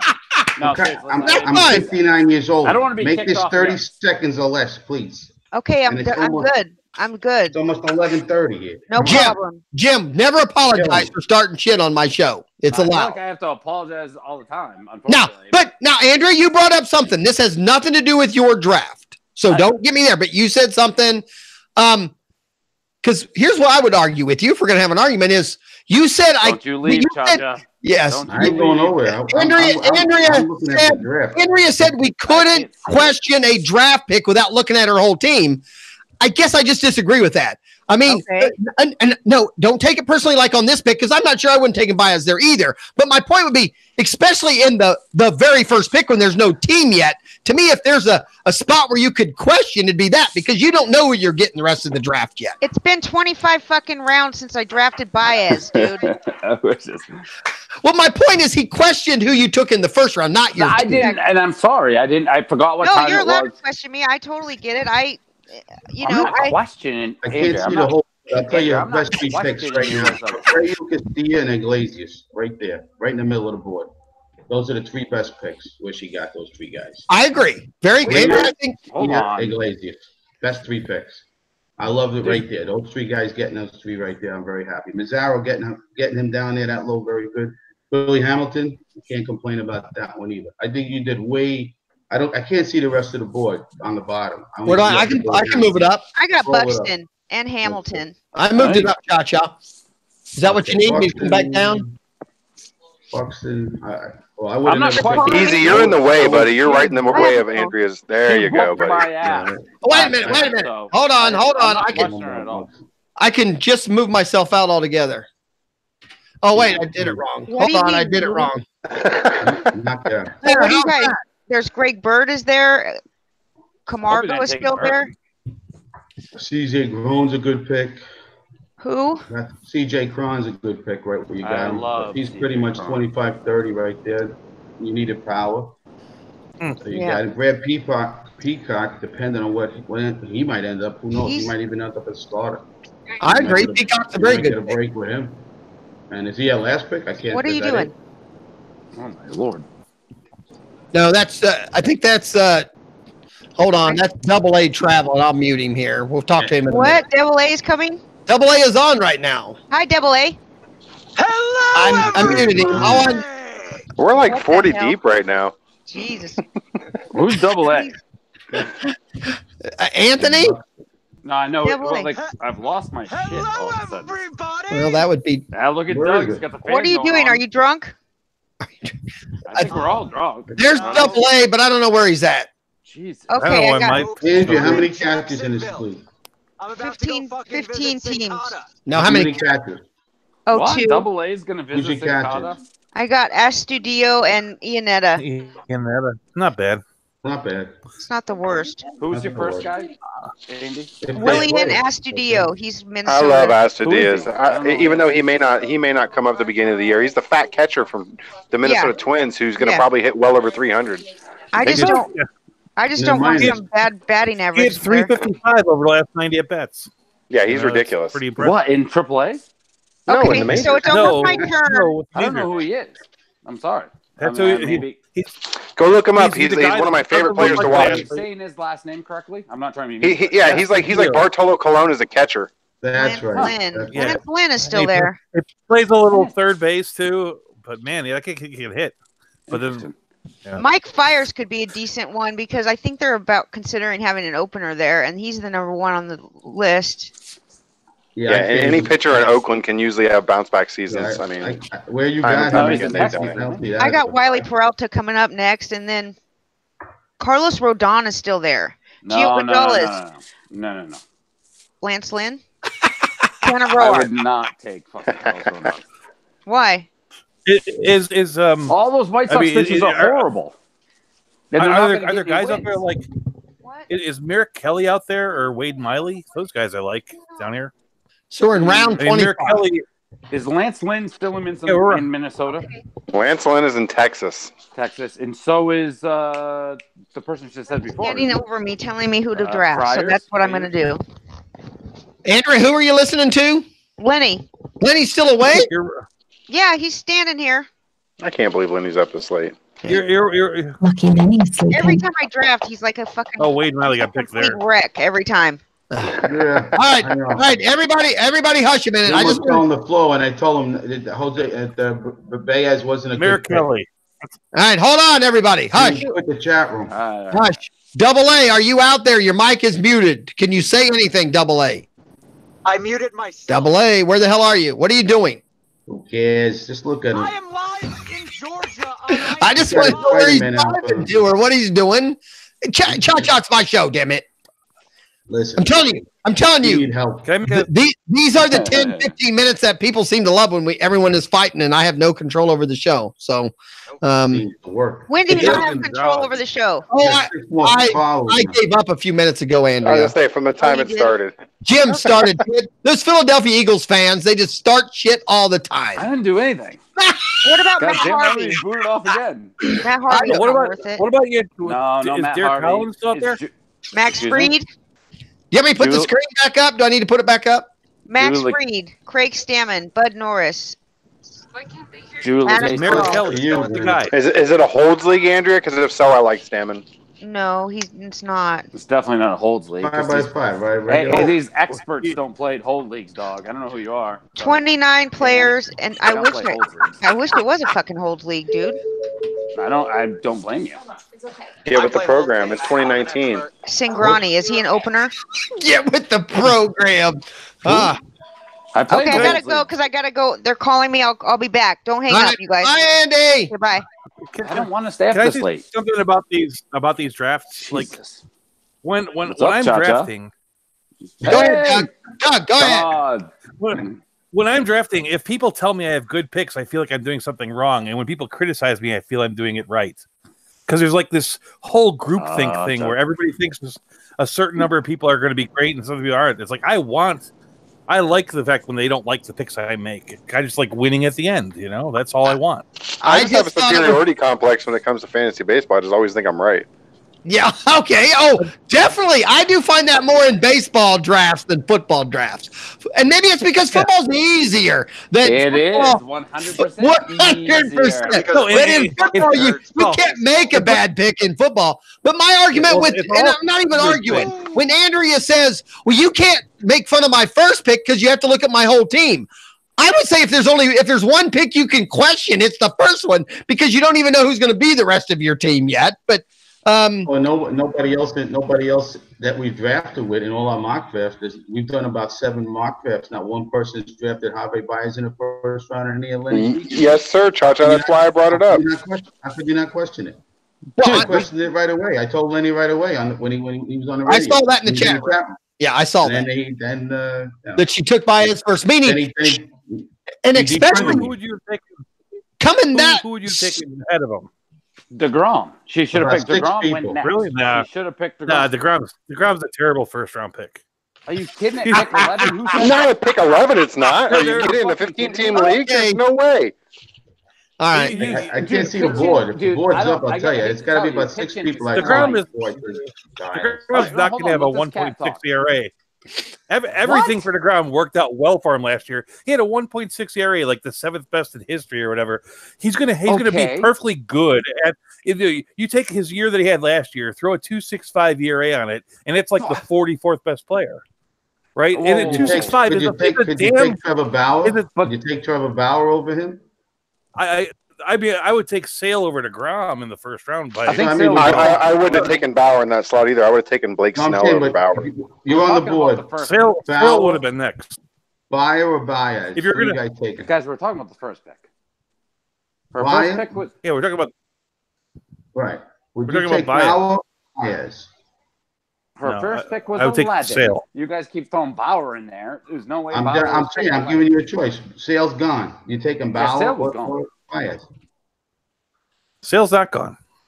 No, if he's gone. No, he's saying if he is gone. He's gone. Are you taking Bauer or Baez? Anybody? Baez over Bauer. But I would probably go with Judge or Stanton. Put it this way: how do you want to start your first round? Would you start your first round if you had to start with Bauer or Baez first? If there's only 2 choices, I would take Baez. Okay, all right. That ain't so bad. I think I would take Baez first, also if those are my 2 choices. But I kind of agree, especially with her picking so late that she might have been able to get Baez in the second, but I don't think she thinks she could have got Bauer then. You know, I think she made the Bauer decision by taking Baez first. Because I think if she takes Sale first, she might have been able to came around and get Baez in the second round, but then she definitely would have not got Bauer. Oh, well, she's going to get mad at us, making fun of her picks. I'm blaming Jim. What I was saying was that you guys making fun of their pick makes that pick all the better. Listen, I'm not making fun of her picks. I'm not making fun of the pick. I just said you could get somebody. Plus, what is he? Is he second baseman or is he shortstop? There's second baseman and shortstop all over the board. There's no outfielders to be found. You're going to get stuck with the guys that she has now. You want to get stuck with Buxton and what's his name? The speedster on the team as you're starting out, the Billy Hamilton. Those 2 guys you're going to run with. Forget about it. You can't win with those 2 guys. Half the reason I had no problem with it. And first of all, I'm sorry, I'm defending myself, but I love Andy. I love everybody here. That's why I'm here. But I would have picked a pitcher. You're right. Sale was available. It's Sale and DeGrom to me is still a toss-up. Sale's a little bit older. I would have picked a pitcher over there at 11 because she's going to turn back 8 picks later, and then be able to go maybe. I am here, bitches. Bauer's an automatic. Bauer's an automatic. No way I'm picking Bauer in the second round. That could be a whole argument over that. You could say that all day long, but he'll be gone by the time it comes back to me. That's why Andrea loves Bauer. You had to take Bauer in the second round. Oh shit! It's my turn, you guys. Fuck. Okay. It's my fucking turn, and I just ran out of time. Seriously. Take the Atlanta pitcher. But she kicked my ass last year, so I'm really. I don't know who. Take the Atlanta pitcher. Max Merrill Kelly. Yeah. He's the guy gone. from Korea. Oh. 5 seconds. Parker. Okay, the draft is off. Sorry. Oh. Anyways, so what do we want to talk about? I don't even know where we ended when Andrea came in. We ended up that How you about can't. that new football? Oh, No, did we want to go with talking about I the didn't. AFF. I forgot it was on and didn't watch it. So that fucking shit sucks, dude. Let's not even go there. Okay. I guess here. I was just changing. I don't want to talk about it. I was just changing the topic rather randomly because somebody asked me to do it. Oh, we're talking about wrestling. No, I'm here. I have a topic. What just happened? Who did I just draft? Oh, wait a minute. We don't have that much time, but I do want to know. Greg Bird. That's not who I wanted. I got freaked out because it was my turn all of a sudden. I wasn't even paying attention. Whatever. Well, we're sorry. But here, I have a question. I have a quick question because in my household, we participate in this activity the last 2 days, and that's the Westminster Dog Show. Ooh. Which they say, and here's where I'm going to get at. They say it's the second oldest sporting event in the country. So my first question is a dog show a sporting event? That's my quick question to even start with. Cha-Cha, you're in New York City? Is a dog show a sporting event? This is the longest running. This is the oldest sporting event in New York City. They said that tonight, even on the show. Easy, you're fucking killing me. It started in 1877. Hey, Dan, I am 100% serious, Dan. Tonight, one of the handlers had a copper fit knee brace on, so it must be a sporting event. But Cha-Cha, have you ever been to the Westminster Dog Show?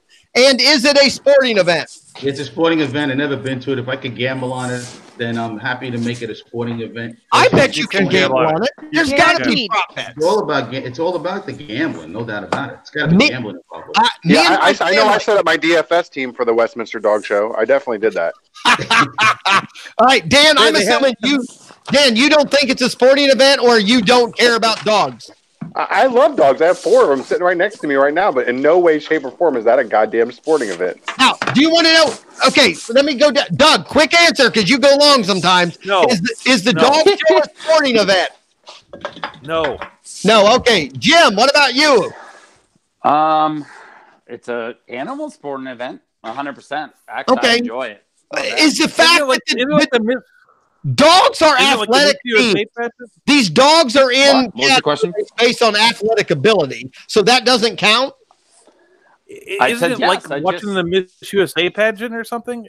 That's not really a sporting event. Yeah, hunting dogs do a real purpose. I will watch that dog thing before I watch NASCAR next weekend. Andrea, do you think the Westminster Dog Show is a sporting event, which they call it? And not only that, I looked this up, a lot of places call it a sporting event. Do you consider that a sporting event?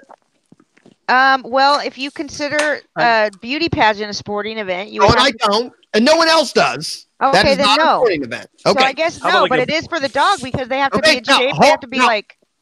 Hold on, because anyone who listens to the show knows Easy's going to have another opinion. They have to train and stuff, so it is it's okay. Okay. Here's my issue, and I'm Jim. I'll let you go first. I'm ready.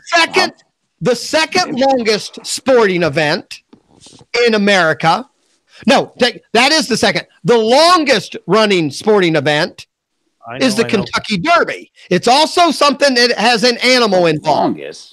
Yes, the number one, the longest sporting event in America that's been running consistently is the Kentucky Derby. The number 2 longest running consistent event is the Westminster Dog Show. So if the dog show's not a sporting event, I have trouble convincing myself that the Derby would be. So are horses athletes and not dogs, or are neither athletes and neither are I was sporting? going to say they're They don't whether race. it's a dog race. A dog race is considered a sport, but not a goddamn but they're dog not parade. racing. Yeah, but the dog parade, they're not running. That's not. against Wait, each other. whoa. Aren't we talking about? Jim, your turn. Go. Aren't we talking about? They don't Dog just race. parade them, do they? Aren't we talking about they run through all those things and stuff? Or am I thinking of something different? Westminster Dog Show actually has. Don't they run through and jump over stuff and stuff like that? Okay. They're being judged on. They're not being timed. They're being judged on form. So what is that? That's what that they're Is I'm all talking this about? older than baseball? Yes, because the Cincinnati Reds, the Cincinnati Reds. This is the. I think I heard it right. Is this the 130th or 150th, and they're wearing a patch for it to commemorate it this year. 150. Yeah. Okay. Yes, sir. All Pay right. attention, please. How old is the Westminster dog shit? It started in Yeah, that was 1877. Oh my God. 1877 was the first I bet they had Westminster. boxing. Boxing must have been going on back then. They were doing this stuff in the Roman Empire. They were boxing and doing stuff like that. I'm just saying, multiple sources say the number one longest sporting event. And I think Kentucky Derby. I'm not sure the Cincinnati Reds play in a couple of games because they paid a few players and they played some sausage stuffers in Milwaukee. I don't think that was technically, yes, baseball started then, but I'm not sure it was a sporting event yet. You understand what I mean? I think there might be Are we two going to bring up Babe Ruth again? Right. Oh my gosh, look at that one. The Old English Sheepdogs. That's the best one. Okay. But okay. See, Jim, I'm dogs going to are go back awesome. to. Okay, everyone quiet, because Jim, back to you. The Westminster Dog Show has multiple fingers to it, but the main event is where they take dogs and truly only judge them on their not looks, the actual specifications of that dog. Meaning, it's technically the closest thing to a perfect species of that particular dog. So that's truly what they're doing. They're judging it on how well it is. If it's in the hunting class, they do a few more things, but it's truly built on its body. So I agree. It's not, but this year, here's where I find this a little bit hard to accept that it's not an event. Over 2,800 dogs enter.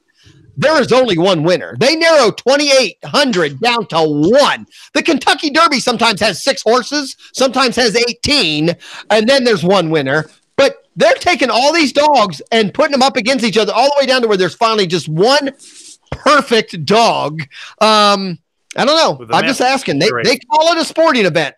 What's the difference? What's the difference between the dog show and the combine? Do you consider the combine a sport? You can bet on the combine. And I think you can bet on the Westminster Dog Show. Combine? Yes, there are DFS things on the combine. You can bet on the combine. You can do prop bets on the combine if so-and-so is going to do a 4.2 or a 4.46 or whatever. You can, huh? I have to retire. Would you draft Go ahead. Would you guys draft Jason Kipnis or Derek Rodriguez in the last 2? I guess Derek I gotta get Rodriguez for sure. I love that kid. Where's he I from? don't know about everybody questions his Giants. stat. What do you I don't know. I like I him too. said that. I'm sorry, but I don't know the Giants. What? Come on, I'm Derek Razzball. Rodriguez. All right. Oh, I had a Razzball helmet on. Are you? Bueno. Now he's Roto Lady. What the hell? That's so weird. It's when it changes. You guys can't see the chat room. You I guys see can't it. see the draft. I can hold on. Yeah, I can. I'll move it back over. No, I'm Do you talking have about enough inside the pitching? room. Do you have enough Oh, he pitching? just went. That sucked. Take Kipnis. Yeah, that's all I got in my queue left. Bud Norris and Craig Stammen, Max Fried, Jared Eichhoff, Adam Duvall, Singrani, Kana, Melky Cabrera, Keon Broxton. Ooh. No. All No? trash. Sean Manea. Well, they're all trash. He might They're be like good, a but 17 million round. Manea's hurt. He's Yeah. out. He's back He's to, out. like, So he's not August. coming back. Here, Yeah, I no bueno. gamble at this spot. Am I Tanner wrong? Roark. I gamble. I'm hoping to get somebody that ends up being a closer or a starter or a starting outfielder. I mean, I don't take. Familia. Oh, look at Familia sitting Well, this there, is dude. first of all. Actually, let's break it back to the conversation that happened an hour ago. This is why we can't get people to play fantasy baseball. What is she in the Why? 30th round? I mean, Yeah. I love the sport. I love it. 100%. But I've Yeah, always, but these people are, I think this is probably the most I well-known agree with what Andy, Jim is saying. I agree with what Andy, Jim's saying. Truth be told, you You really can't have a fantasy league without at least 24 rounds of drafting. And 23, I guess, is the lowest, right? Not if you're doing pitchers and offense. Our argument earlier was if we only did offense and did team pitching, this draft would have been over a half hour, an hour ago. Yeah, but I'm going to choose Max Fried or I'm going to choose Eichhoff. I like Eichhoff. Go Max Fried. He's going to be on the fucking bench anyway. Max Nobody's going to buy him. Oh, yeah, Max Fried. I'm still Merrill Kelly. You like Max Fried? I'll take it. Max Kelly's left. Max Kelly's picked already. Christian Vasquez? Oh, Pick my note. I have one more pick. My whole point. And I'm going to be happy when this shit's over with. What about Keon Broxton? No. This guy has no hope. No. Where's he play now? You got enough Keenan Broxtons on your team. He's in the Mets. That's true. That's true, Cha-Cha. He could get double digits both in Kana too. If Kana could stay healthy. Good point. I like Cole Calhoun. Is Mitch He Moreland might be there. or Steve Pierce? Is Calhoun still there? Dude, I think he is. Like, But then again, he is so fucking bad. He is there. Willie Calhoun is there. He had 2 good months last year, and you're talking about the 27th round. He's going to bat ahead of those Pierce guys. Or Mitch Moreland still there? Is he batting in the middle of the lineup? Hello? What about Kana? Leading off. Oh, he's leading off. Probably going to lead off. Hold on, Jim. No, he's not. He's not going to lead off. There's no way he makes the squad. Oh, you bitches. I'm going to find out right now. Is Mitch Moreland or Steve Pierce there? I have to do everything myself, you guys. Right. Do it yourself, Andrea. Just joking. Because I am telling you. Merrill Kelly. What? I can't wait to look. Watching a dog show. Why? I enjoy watching dog shows. I'm just going to say that. Merrill Kelly. You see that little guy from Korea? Those he had a 3.5 ERA in Korea, where every game he's pitching in Coors Field, he's got to be worth a 26th round. I think Come on, show me fucking LA's roster here. Doug, it's not that I don't believe you, sir, but I don't know him. So I want to educate myself tomorrow. It looks like Cole Calhoun is leading off, and he's a lefty. He's a great end-of-the-round flyer. Okay. First of all, I don't think I'm in any leagues this year because 26, 25 rounds is ridiculous. I learned that last year. I wanted to play with the experts, and in my opinion, Andrea Sports Whitley's still available. Exactly. Oh, no. Wait, let me find Jim, out. I agree with you. This is why we can't get young kids to play because 100%. These experts think they have to be drafting people that aren't even going to make teams. Doesn't make sense. And then basically, you're working with Bud Norris and shit. And the reason they do that is because that makes them seem smarter. None of these experts, and I'm not putting Andrea in that category, but when they do these leagues, they want to be able to say, I told you guys so. That's why I drafted him in the 38th round. So here's how the draft works. Let me tell you about the draft room and how not professional it is. And we got every fucking major outlet over here drafting in this bitch ass draft room. When it stops running out of, when it runs out of people at like 300 or something, it starts turning into just everything's in alphabetical order. Every name is. There's no stats. There's no nothing. It's just a bunch of names. Right. And it could go on for fucking ever. I want to hear what you have to say, please. It could just go on and on. It just goes on and on. There's thousands of players' names in here. They never clean it out. They never fucking even care. Like if there's another John Gray in another year, because that's a common name, there'll be like 15 John Grays in here. You'd be like, oh, I just drafted the fucking John Gray from 1974. Andy, that would piss me off. When did Guerrero go? Vladimir Guerrero, 4th, 5th round? He didn't go that early, actually. You could probably see it. I really thought I saw he went in the 4th round of Paul Spohr. Yeah. I was listening earlier when they drafted him. That's what I'm saying. Yeah, he went 4th. Hold on, Cha-Cha, you got my back, and I'm sure this won't end up on the Duval doesn't have a job now because is he handcuffed in Atlanta? Who? Duval. Where does Duval work? He's in Atlanta. Cincinnati? Okay, good. Okay. I have his other partner, Markakis. Is he? Markakis will be a full-time starter. I've been on that boat. Yeah, that's a pick. Trust me. Hold on a second. That's a good pick. This might be a handcuff situation. It is a handcuff situation. Cha-Cha, you have my back on this. This is bullshit. If you started listening to this shit back in the day, and no one was that might be a sleeper, great now idea. People are drafting Vladimir Guerrero at freaking 4th or 5th round. It's for a reason. They've snuck somebody in that gosh dang draft to steal their money. They're not going to draft. What are you drafting in the 4th round? That doesn't make any sense. They're drafting him in like the second round. Is going to be a generational bat. Dude, you know how much I hear that bullshit? I've heard every fucking year I hear that shit. Yeah, dude, I'm sorry. The tape I've seen of him in the minors And the things that I've watched about him in his What? Because he bloodline, looks like a tree trunk. he is He's a fucking tree ridiculous, trunk. dude. He's ridiculous. His bat is I don't know. his bat is so far advanced right now in terms I of don't know prospects. why he's. What are his stats this year? He hit like 40 bombs. He hit. What's his stats this year? This year coming up or last year? Yeah, this year. He hit over 400 last year, you guys. What's his stats this year? Yeah. Give me his average. Well, what do I project him at? Yeah, right. If I was to do a projection right now, probably looking at I would give him close to a 300 batting average. Okay, you got to put him somewhere around 20 homers and somewhere around 80 RBIs. Who said this? Who said this? I'm saying this. This is coming out of my mouth. Who? How many home runs? Doug? No. All right. Hold 20, on. I really want Dan is giving his projections. Go ahead, Dan. Dan. Yeah, I'm thinking roughly around a 300 batting average because there's no way he doesn't hit close to 300 in the show. Why is there no way? I don't remember the last time. He hit 400 last year in the minors, and scouts have rated his bat on the 20/80 scouting scale. They said he has 80/80. Dude, I'm telling you, how many it's homers? Legit. I could see anywhere from 20 to 25. You could see like an Acuna or maybe Hold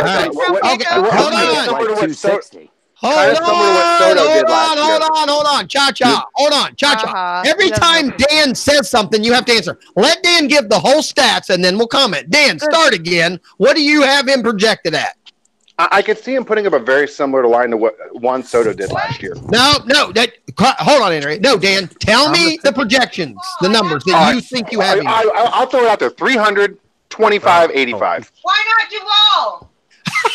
Okay, so he's going to give you 325 and 85, and you're going to draft him in the 4th round or the 3rd round? I swear to God, I won't take him in the 4th round of any drafts. I think it's a little high, to be honest with you. Skills. I have the fucking Dan, you skills of think the world on my a team. 20-year-old kid's going to hit 300? Do I need Bradley Zimmer? No. I would just about put. I would just about bet any amount of money on it at this point. Let me ask you something. Hold on. I'll mute y'all. I will. I've got to use the all mute button. We've won baseball too. There's no way this cat comes up here and hits freaking. You think I need speed more than power? Hernan Perez. I can't believe Lenny's still awake. Much better. You need power. You got Buxton and all right. You're not giving me any kind of reason, though. Here, guys, hold on. I want to go at this a different way, and I'm going to start with you, Jim. Just quick answers.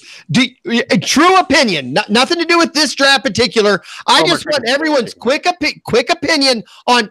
Do you think expert drafts really help a fantasy baseball player? Just yes or no. Not now. Okay, Doug, do you think expert drafts help in any way a fantasy player? I only can say yes or no. I'll say basically no. But there is one thing they do. All right, Dan. Yes. Cha-cha. I really think they do. No. Andrea, do you think these expert drafts help fantasy players? We must have lost her.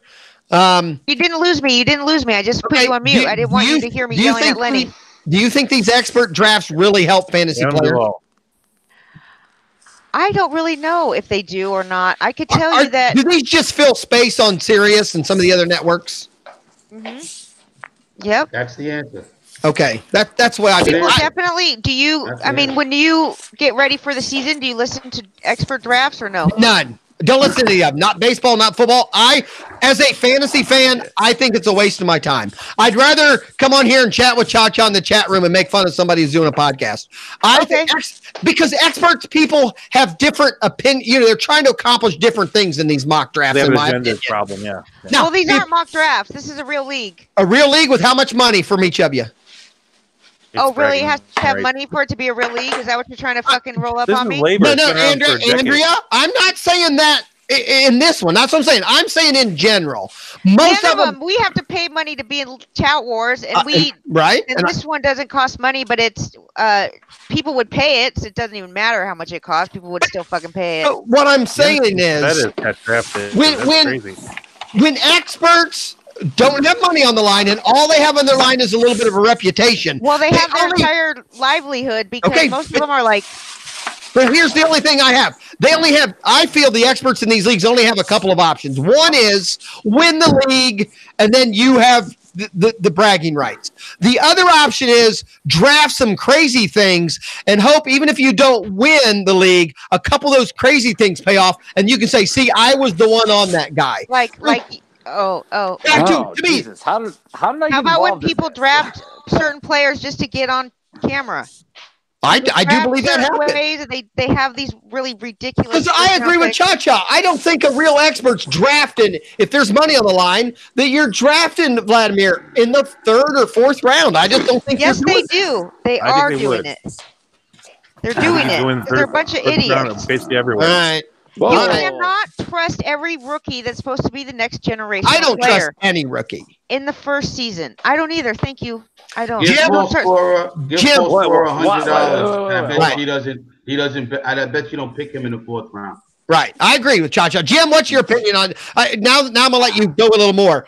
Everybody loves him, dude. Jim, your opinion on these expert drafts. A little more in depth. Loves it. Wait, hold on. Now I just got back here. I left for a week because I cried a little bit. But about what? You cried? Whatever. It doesn't Babe matter. Ruth made him cry. I want to know. What did you just say? I hope it's something to do with Babe Ruth. You. This dude. What made you cry, Jim? Listen, I didn't cry. It was facetious. But in my experience, Cha-Cha is the prime example of why expert drafts is a joke. And I'm not saying Cha-Cha could not be an expert, because Cha-Cha could be an expert. So, no, it's all information. I take information from a lot of different people. Do you ever read these guys or look at any of their stuff? No, because you know why, Andy? No, I don't. I don't You're always believe here? in Babbitt. I don't believe in all that baloney. I just you don't believe in Babbitt? I do not. 100%. You still think it's You need to quit talking. I'm gonna school you on. Hold some on, I things, just my wonder. friend. Everybody has like their own freaking stats, guys. No, we don't have time to get in Babbitt tonight. Hold on a minute. But everybody has their own way of valuing players, you know? Everybody has a way that everybody should have their own way. They should just figure out what works for them. But that's by taking in all kinds of information from everybody and deciding what works best for you. So what's the question? To me, it's team construction. The question is, how do you value players? How do I value players? What do you mean? To me, it's not really the value of players. I'm not going to fall for the Babbitt. I'm not going to fall for the hard hit rate. I'm not going to fall for that. So you would like Chandler's thing that I was using tonight, Babs. Once again, I don't read it. I listen to you guys' opinion. I listen to other people's opinions, and I'm not going to mention other names. Do you win? So you'd rather have an opinion over a fact? Excuse me? That's not a fact. You would rather have an opinion over a stat is a fact. And a lot of these stats are facts, and they're different ways of evaluating a player's value. So I don't know how you can say it's poppycock or whatever you're saying it is. There isn't a stat that tells you what these guys are going to do this year. You're going on stats from last year, correct? 100%. So their Babbitt was whatever fucking percentage last year. Let me tell you what. I was in a league with Cha-Cha, and maybe if it was set up, it was set up. But Cha-Cha got a lot of Yankees on his team.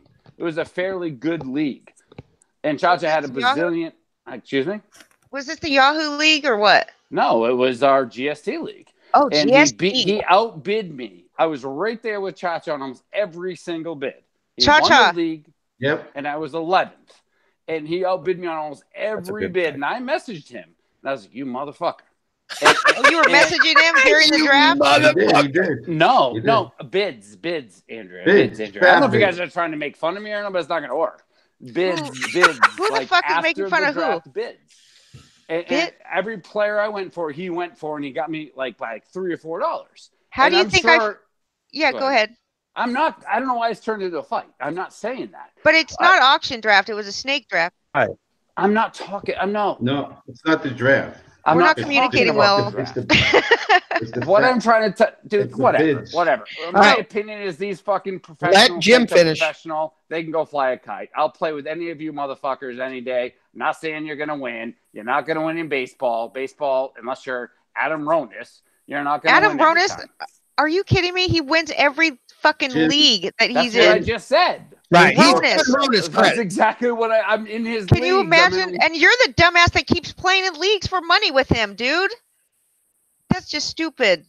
So why am I a dumbass then? Because you lose your money every year to Adam. That's why. And you don't I would not play in the league with him. I mean, I do play. But why? I want to know why. So what am I doing? Was I what I said? No, initially? you're not doing anything bad at all. It's just that Adam Ronis is excellent. He's excellent.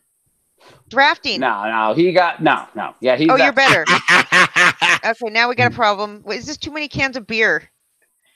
No. The league that Jim is talking about last year was an expert league, folks, and GST? it was with the GST league was last year. It's no longer going to be around, just in case you don't know.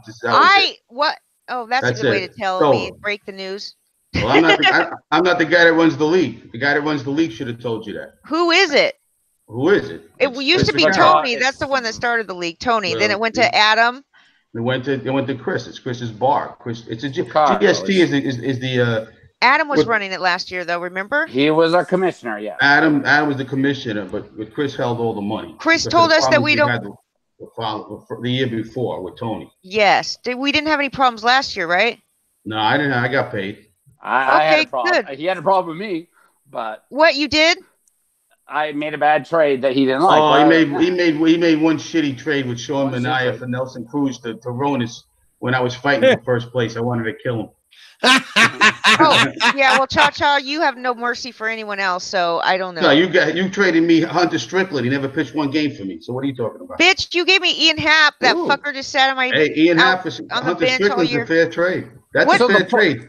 The crazy rules in that league, though. I'm not saying I'm a professional. I'm not saying it. I'm just saying that the people that are on the radio now are repeating stuff I've heard 10 years ago. That's all I'm saying. I didn't say I'm better than anybody, and you can't in baseball. Hey, I love you, dude. We're all family here, so come on. I have enjoyed listening to this conversation. I want you to play in a league with me, and you won't. So I don't know how to do it, but I like to have live drafts, people. I just played in 2 last year. I beat you in 1, and I was shitty in the other one. I'm sorry. I don't even know how you did, dude. I don't care how you did, honestly. I do not care. All I know is that I keep finishing like 1 or 2 points outside of making any money. Jim won my league. Last year we had a Lenny Melnick's league. The Lenny Melnick from this site. Yahoo? All the people from the site, Yahoo. And Jim won the league. Fuck that. Listen, I'm not saying I'm the best, Andrew. That's all I'm saying. JR. You know who you passed to win that league?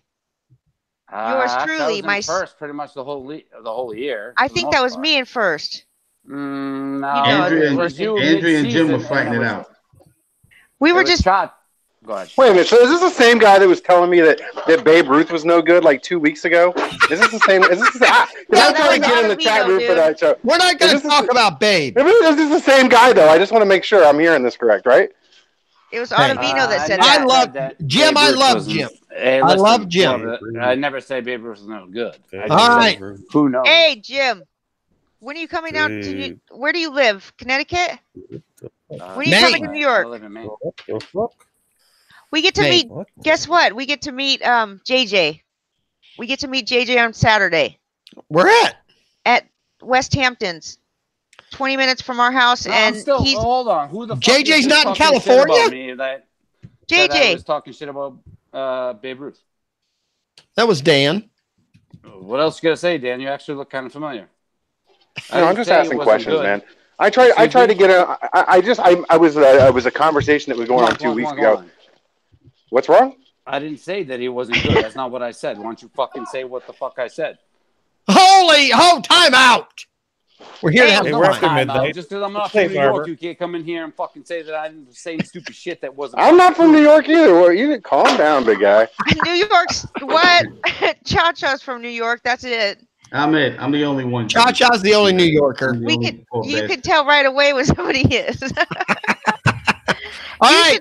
Cha-Cha, you don't even know how fucking cute those little kid pictures of you on your Facebook page. I'm not kidding. Cha-Cha used to grow up in, it must have been the late 70s. Because he looks just like Saturday Night Fever. No, this was earlier than the 80s, I think. Bell Bottoms the Bell Bottoms. Yeah, Bell Bottoms was 70s. Yeah, it was so cute with Cha-Cha, and he had the same facial expressions that he does now. The same smile. Andrew, these guys all have my Facebook. They have all my pictures in their room. Yeah, it's scary. It's scary. Where'd he go? Well, they should. I think that, yes, you should sell that shit with our coffee mugs. All right. You love our coffee mugs. You hate our merchandise, don't you? You just have a real problem with it. I can't stand it. Well, guess what? Hate it. If you fucking hate it, then don't buy it. But guess what? I already have to. I enjoy making the logos. I like it, and I just each his own. We don't have to. What is so bad about it? If you could tell me and we could make it better. Oh, I could tell you. I could tell you. No, we're not going there. We're not going there. And why? Now my camera screwed up. Why? Because we already did it. It's been 2 hours, and now my screen's messed up. Late. Yes, we're all done. Put it this way. If it brings us followers, sell 1,000 coffee cups. I'm all for it. I'm not about just going and getting followers at any expense. Then what are we doing I have here? a reputation. What are we doing here? Care about. What are we doing? What are we doing here? What are we doing here? Building. I mean, we just no. Hey, when I can look, I mean, we just started this thing in September or something, and we have I'm still learning how to get these podcasters going. Okay, and I'm still learning how to get people to and figure out what I really am just learning every day about what we want to be and what we want to do, and we don't want people at our website that are going to make us look bad. We do not want to put bad shows up on the air. We also want to help people learn and get better. And if they're willing to do the right thing and follow a couple little fucking easy steps, then they can stay here and get better. And if they don't, then they just don't come back. Because I don't want people that have potential that would come here if the show that they heard was any good, because it's first impression. It's like if you just turn on the fucking Legend Sports Network and you heard Jonathan Mathis on there, you're like, oh, this I probably won't be going to that network anymore. I mean, it's really so important. The first impression is it's really important. Lenny and I have serious. I agree. I'm 100% behind that. But then again, so we have to do something that isn't. Why are you tweeting out stuff that you don't listen to? And that's not good. How do you? Because I listen to it. Which stuff? And you'll see what I tweet and what I don't. Look what I tweet and what I don't. Well, I stopped doing it, dude. So pay attention. I've stopped doing it. No, you didn't. You didn't do it today. Was it Jonathan? Was it Jonathan? Big John? No. Yeah. Is that who you're talking about? Yes. Good. Yes. I'm glad to know that, because I didn't think any of the other shows were bad. Jonathan sounded like he was on heroin last night. Like he was just dozing off. Why tweet him? Why put Lenny's name behind it? I didn't. When did I tweet it though? I don't think I did tweet it. Today. All right, we already talked about this. I know Andrea came late. We already talked about it. So no, we didn't already talk about it. We can talk about it till the sun comes up. No, we can't. It's my show. We're done 2 hours. So we're gonna close it here. Because again, had a few more topics, but and because again. LaChacha, we already talked. These are the kind of conversations we can have. These conversations on a non-show. Any night you guys want to have a hangout, get on and talk. I'm good with it. And I know how to start a show. But I just want give everyone a chance. Dan, I think now, Dan, you're the one that I think has the next show on Thursday night. Correct? Before we go, 100%. 100% Thursday night at what time now? Is it Thursday night at 11 p.m. Eastern Standard Time? Okay, I do this. All right, and I'll be up. Hold on, Douglas. Okay. When's your next show? We're on Saturday morning, 10 a.m. Just like every week. We're gonna go round by round, breaking down every dog at the Westminster Dog Show. Terriers, Schnauzers, all of them. Thank you. I love the dog. I watched it tonight. All right. Yeah. Cha-Cha, do you have anything coming up? Anything scheduled? Yeah, of course. I'll be on all day tomorrow. 24 hours. 24 hours. And Andrea. Now, yes, sir. talk? Guess what I'm doing? No. Can we talk? When? Answer one right now. I'm talking right now. Okay, I thought we weren't talking. No, I said, can we talk? That means both of us. Why do we have to? Okay. Because did you see in the thing where I told you what happened to Rocky? No, I don't want to know if it's bad. I don't want to know. No, he had emergency surgery this evening. Did he eat another rope? He swallowed a rope. He had to have his stomach open tonight. Oh, was the rope still in there, or what happened? No, I don't have all the details, but they were able to finally get some stuff to pass. Oh, good. They had to open his stomach. They got rope out. Oh my God, dude. So, but so I can laugh about this because it's funny. You can now. Well, I mean, obviously the surgery he got done about 8:00 tonight. That's why I went in the show. My daughter's been texting me a little bit because she's without her dog and she's lonely. So, guess what? But I did put it in the chat room earlier, and I think you had been in there and you must have left when I posted it because I put it towards you just to let you know. And I know you're the one who cares about Rocky all the time. So I do love him because he's the a bulldog. puppies do eat shit and swallow stuff, and he swallowed a rope and a knot, and it ended up in his stomach, and so he should be fine. Obviously, it's surgery, and who knows? Tomorrow we'll find out for sure. But the vet said he did well, and the rope came out. So guess what I'm doing? Fine. What? I'm starting my own Google with these guys. I'm starting it, so I need to get off of this one so that I could start one and put the link in the chat room. And you guys got to come. I love come it. over. Well, I just wanted to let you know Rocky's doing fine because I didn't know if you saw earlier today that he was in surgery and everything. I'm so happy that I didn't have to hear any bad news. I know. About my daughter was crying all day and texting me all day when we weren't sure what we were going to do, and unfortunately, getting a dog operated $1,500. I mean, it's no joke, dude. I know it is no joke. And that didn't even count the X-rays and everything that we did last night to trying to figure out what the hell was wrong with him. And so a lot of money to keep a dog alive. So, all right. Again, I know it's all worth it. It's all worth it. I know. But no, I mean, her and her boyfriend are starting out. They just bought a house. I mean, $2,500 to them right now is a lot of money. Is this not the first time this has happened? What? Sell your headphones and get cheap headphones like this. Those $1,500 headphones to pay for your dog's survival. I can tell you that the EEEZ family has contributed to the Rocky surgery fund right at the moment. So we're helping out some. What was your question, Dan? Is this the first time this has happened? Because somebody said rope instantly like it happened before. Well, we think it's all the same rope. He shit some rope the other day, meaning we knew rope. He had eaten rope. We figured that out. No one saw him actually swallow anything, but we know rope came out of him the other day, and obviously some of it just didn't pass because he. What kind of dog is it? This is a bulldog. So, man, see, that's so rough, man. They gotta be careful. I have pit bull, and then I have a couple little French bulldogs and stuff. But yeah, they'll literally eat anything. It's crazy. I know. And this dog is just a little over a year now. He's still puppy. He's a puppy, yeah. He hasn't been expensive. He has been an expensive puppy. So that's no good, man. I wish him the best. So. But my concern was I didn't know if Andrea saw earlier he was in surgery and didn't hear that he was okay. And I know I think I told you, did I, Chacha? I thought I put it in the chat room at some point, but I think Andrea wasn't there. I responded to you. Yeah, I saw that. That's what I'm saying. I knew you had seen he made it through surgery. I just didn't know Andrea had got that. So, guys, I hope we didn't make JR mad and never see him again. I definitely wasn't trying to make him mad. I honestly was just asking the question of, is it the same guy? Because I wasn't sure who it was. Right. I didn't realize I've been on the show all night with that guy. That's him, right? Was it the same guy that said that like 2 weeks ago? Right. Now, and since then, we have talked about it. He had since then has said, you know what? I looked up a few more things. Maybe Babe Ruth, there's more. Well, no, I just wanted to be a part of that conversation. That's kind of all I was trying to say to him. I wasn't trying to be like, oh, fuck you for saying that kind of deal. Okay. My point is, I want this to be a place where everyone feels comfortable to say what's on their mind. I mean, again, that's my point. When you're at a bar with your buddies, no one pulls back. I mean, if you think your buddy did something stupid, you tell your buddy. But also buddies will fight back and say, no, I wasn't stupid. I did it because of this reason, so that's what's fine. Like I said, those are the things I think makes the show fun. Who knows where we're going, where it's going to go. So I do appreciate, but I am trying to keep these to a couple hours long. Like Cha-Cha says, we're too long anyway on some shows.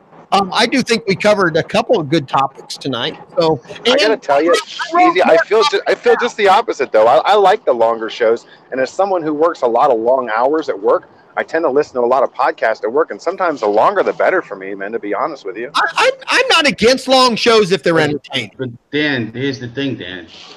Not saying it can't work in the long run, but you got to start somewhere with getting an audience. We don't have enough audience. And if you guys are going to go an hour and a half, we can't get people to listen to our shows that are half an hour.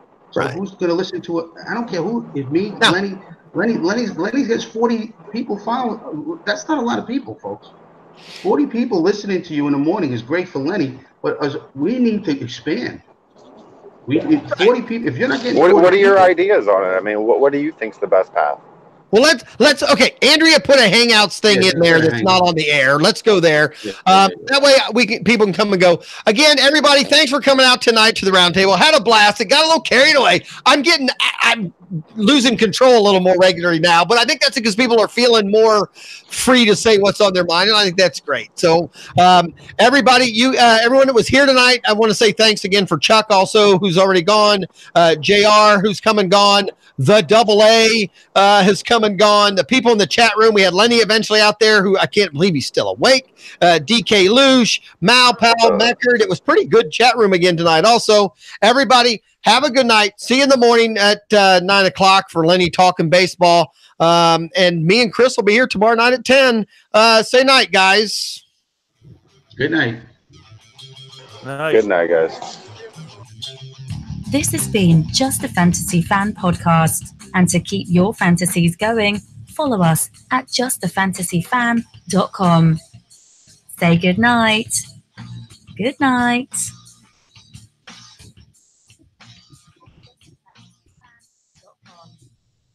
Say good night. Good night. Never get out of here.